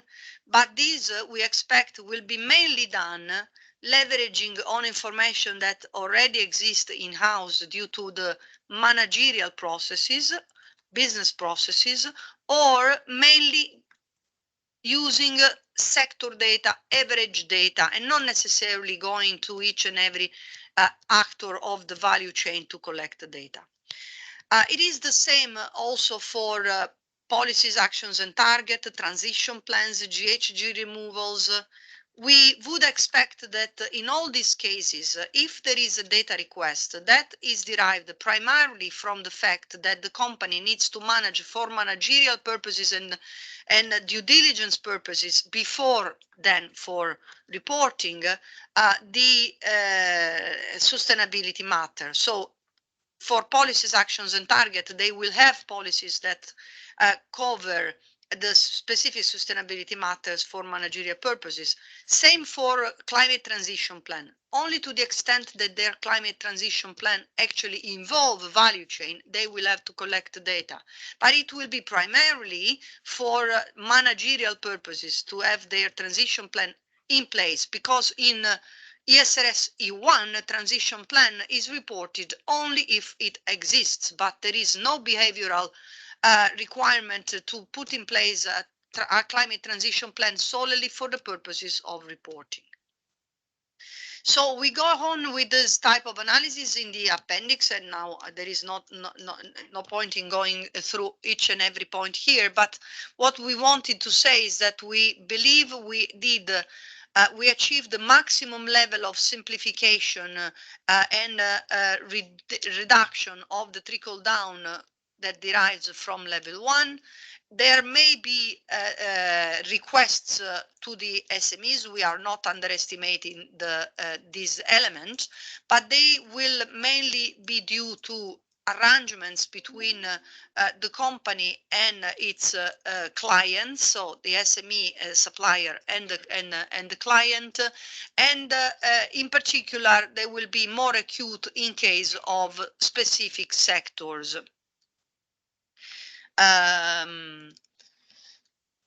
The value chain cap, however, is not ending with LSMEs. We wanted really VSME to play a role in limiting the trickle down, both deriving from the requests of data from large corporates that are covered in LSME, but also covering potential lacks of data in VSME. So we wanted to avoid as much as possible that there exists data in LSME, and therefore large corporates are authorized to ask for that element, and is not covered in VSME. So we consider that there is a very good coverage of the data points in VSME. They are largely the same that are also covered in LSME, of course, with an element of simplification. And don't forget that this is only limited to 10 areas out of the 84. So we are confident that VSME offers a real shield to excessive data requests. There are some data points that we didn't include, and they are covered in LSMEs, and this was done on purpose. Example is the substances of concerns or high concerns. These are elements that we expect are too much to be included in a sector agnostic standard for non-listed SMEs. So we really wanted to get it right for the average company, irrespective of the sector. But this is a key element of the consultation, and this is also a nice way to move from this topic to the sector approach. Shall we ask the questions on the value chain before we move to the sectors? Do we have a question? No, we don't have a question on value chain. We have a question. Okay. No, let's first complete then. Let's go back a video to the sectors. I completed the presentation and then we open the floor. So sector approach. You have seen how many times in these 2 hours of conversation so far we mentioned the fact that this is sector agnostic. We did our best not to overburden companies on average, but we also know that the sector dimension is very important. This came out in all the conversations that we had with the users of the information, the banks and the corporates. So sector considerations are key, and we are going to develop as EFRAG in our work plan for large corporates a number of standards in the next few years. And therefore, the occasion is really, really important, the chance to complement these 2 sector agnostic standards with sectorial modules dedicated to SMEs to be developed possibly as byproducts of the sector standards for large corporates. So Ovidio, let's move to the question because I'm going to ask you the polling question, the polling question number 11. So which of the options presented below, and this is the same question that we have in the questionnaire, should EFRAG follow to support SMEs in addressing and reporting sector-specific impacts, risks, and opportunities? We could apply on a voluntary basis the existing reporting practices, so without specific EFRAG guidance. That's the first. Second, we could ask to apply on a voluntary basis the content of the future sector ESRS for large undertakings. This would have the advantage of less work for us, of course, but that's not the point. The third, applying on a voluntary basis sector-specific guidelines and disclosures that are designed, one for listed SMEs and another for non-listed SMEs, to be issued by EFRAG as non-authoritative annexes to future ESRS. So 2 dedicated annexes. And 4, applying on a voluntary basis as a sector annex, which is the same for both listed and non-listed. So you may vote. You want option 1, 2, 3, or 4?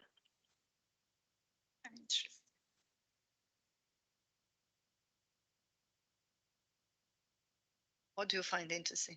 Now that it's split, the 2. Yeah. The first 2 have a good split. Yeah. So also the fact that so the first is applying on a voluntary basis sector-specific guidance and disclosures applicable to both.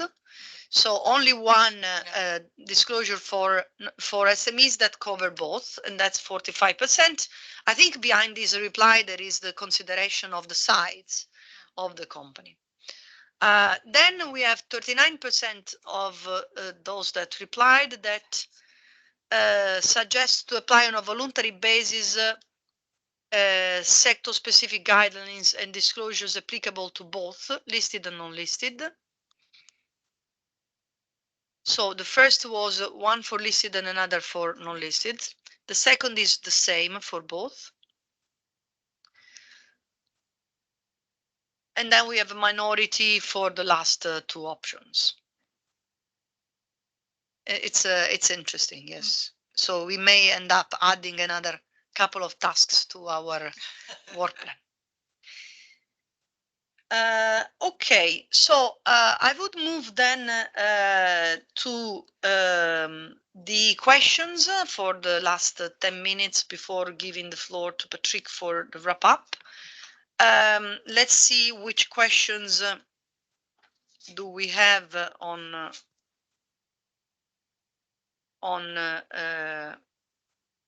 value chain.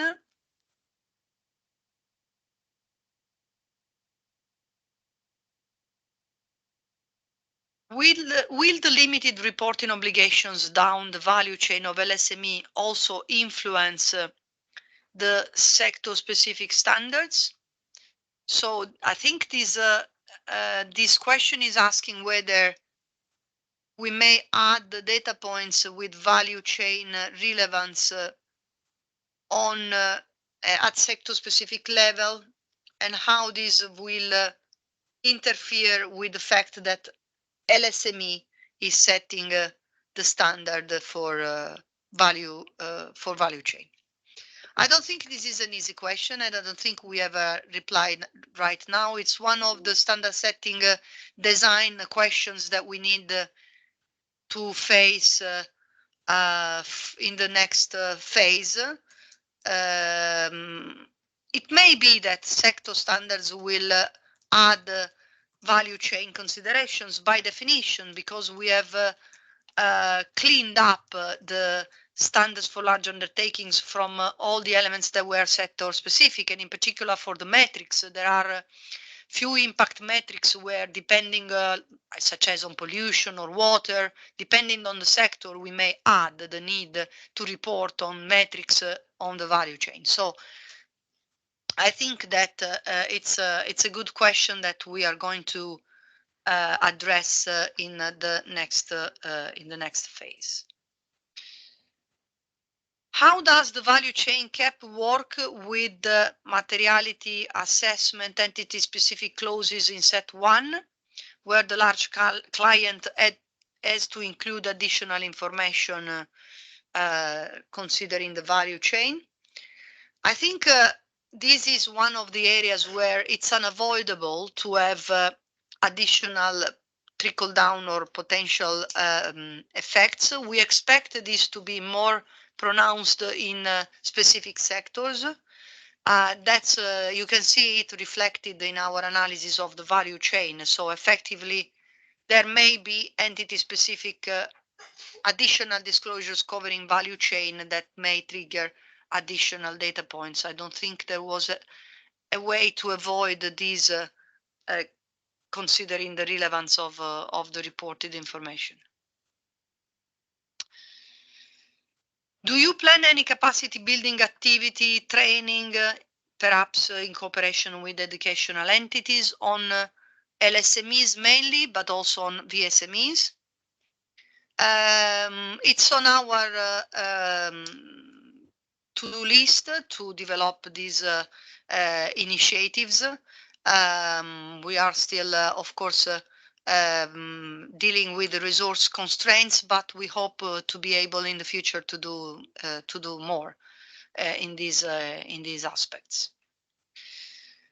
Is there going to be any regulation or repercussion for large companies not accepting the SME value chain cap to be reported? So the question is, if the company nevertheless goes on and asks more than what is in VSME or LSME, is there any consequence? Lisa? No, well, probably what they could do is, and I think it was also discussed during the meeting in TAG and so on, they could legally sue the company, or that, you know, as the CSRD established it as a cap. The problem is that, of course, it will be difficult to see this happening in the real life, especially due to some contractual obligation or additional requests that may emerge. So it's a protection. It's important. It's a legal tool. We are trying to define it in the most careful way as possible, but there are certain limitations on the use of this.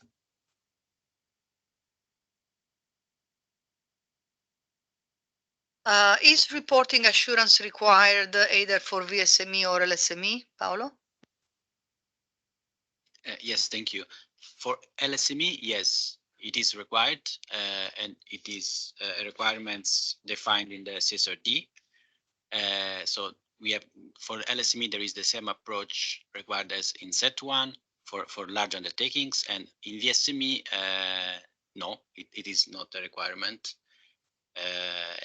It's a company can decide to assure to have a limited assurance on its sustainability statement, but it's not required for the voluntary standard. If availability of data is one of the bigger issues, as it seems to be, what is the provision made in the guidance and reporting for estimations or proxies? I think this is more related to LSME. Yes, as in set one, there is also the possibility to use estimations, proxies, reasonable, of course, proxies, because also on, of course, the auditor in this case will have a role not to check the reasonability of the estimation and the proxies used by the. Do I remember correctly that we have moved from reasonable effort to reasonable? Also, yes. So we moved in the standard for large companies. The criterion is reasonable effort. So the company needs to do a reasonable effort before thinking of using a proxy.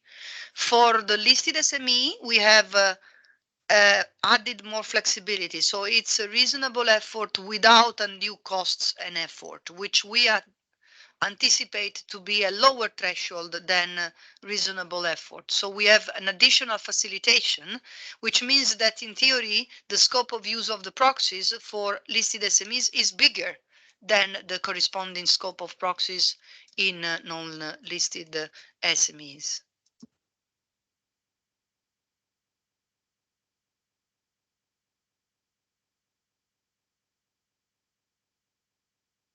To what degree has responsible research and innovation principles being used to develop these standards?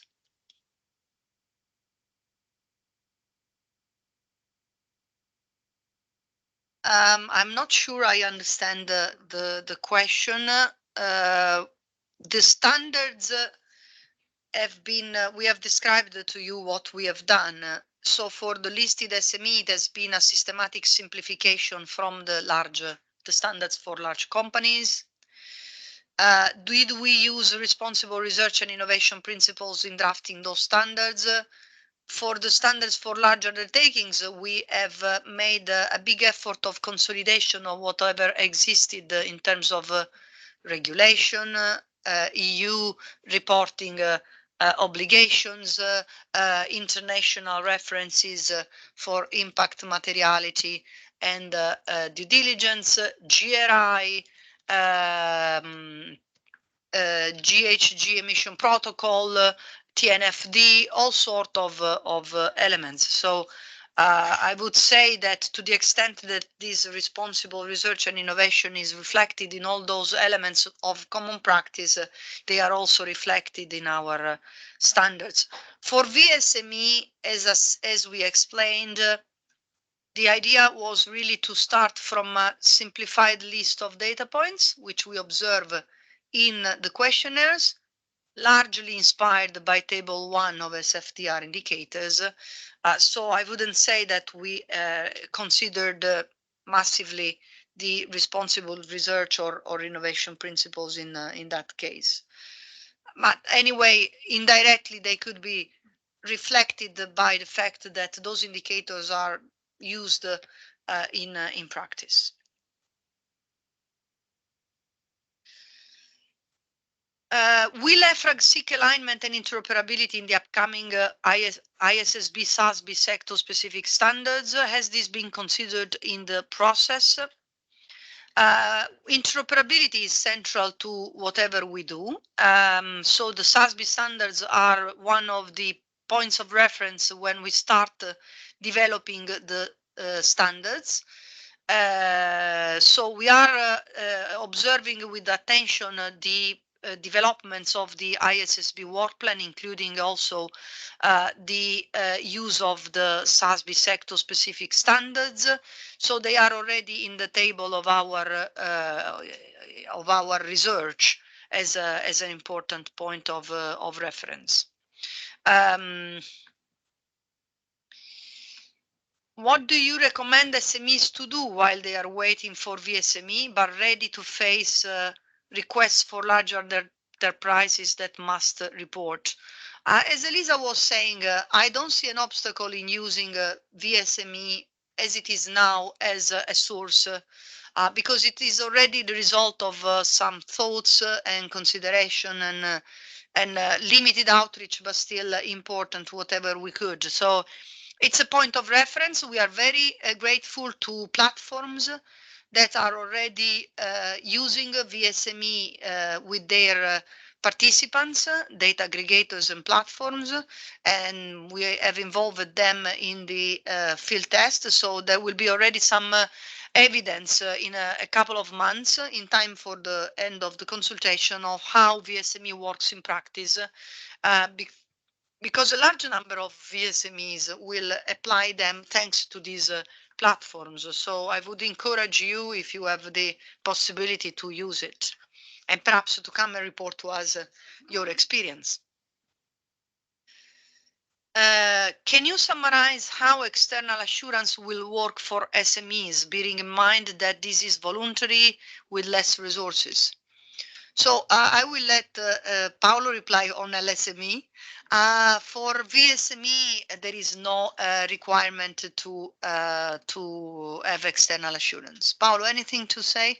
No, as I mentioned before, for LSME, it is required to have a limited assurance. It is required in the CSRD. So the approach is similar to what is required for large undertakings. Okay, so thanks a lot for this very rich list of questions and interaction. Patrick, timely 10 minutes after 12, I hand over to you for the wrap up and the closing. Thank you very much, Chiara, and thank you to the team.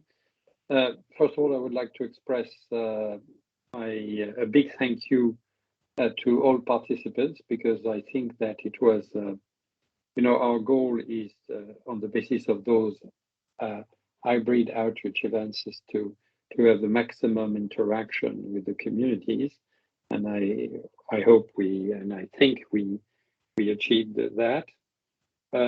I was personally impressed by the level of Q&A, the level of the Q&A question, which offered an opportunity to clarify many points.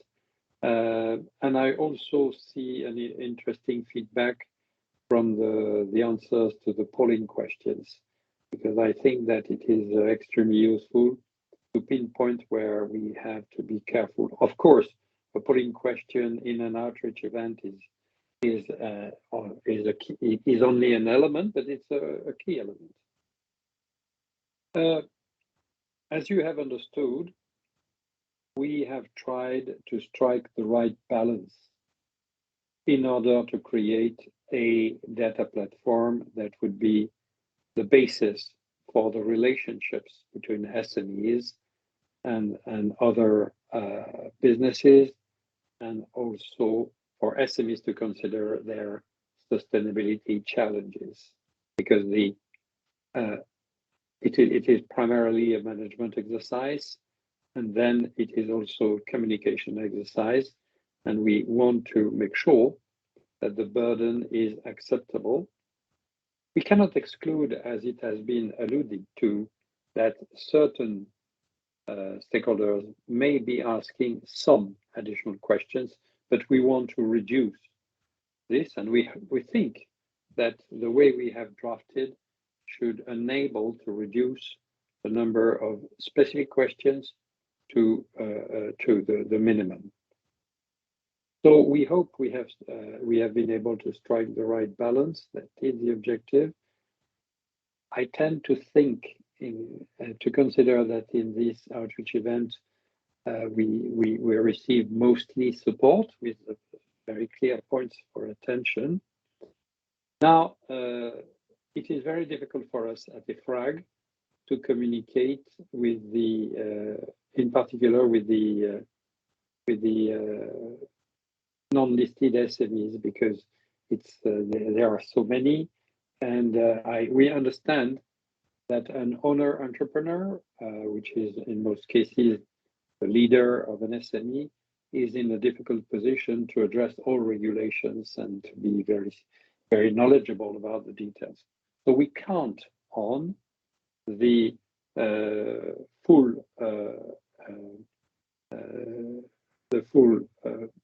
mobilization of all stakeholders that are assisting, taking care of SME communities.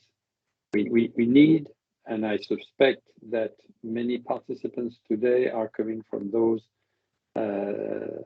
stakeholder groups. So I encourage all of us, and you in particular, to disseminate the understanding, because there is a spontaneous misunderstanding about the initiative. We feel that we feel that it's good for SMEs to consider their sustainability challenges.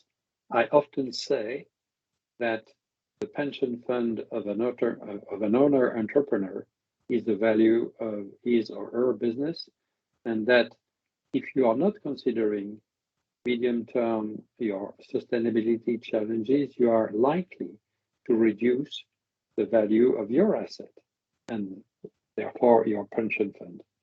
So we really encourage SMEs to consider this. We also think that standardization of the flows of information, of data, is the way to reduce the burden on SMEs, which will either be excluded or that will be submitted in the absence of a standard to multiple uncoordinated questionnaires, as this had already been mentioned. So please disseminate the understanding, help us clarify the objective, which we feel is the right one. If we have to further fine-tune the proportionality, in particular for VSME, please let us know. Help us as well to make sure that people understand the value chain cap and how we have addressed that. And in so doing, encourage answering to the public consultation, which is extremely helpful feedback for us. And of course, field testing as well. So with this, thank you again, and I wish you a very good day. By the way, if some of you want to organize specific meetings at national or organization level, please let us know. We will try. We already have many contacts with many sub-communities, if I may say so, or national communities, but we are always available to try to promote and foster the understanding of the draft, the exposure draft that we have put forward for public consultation. Thank you very much. Have a great day. Thank you.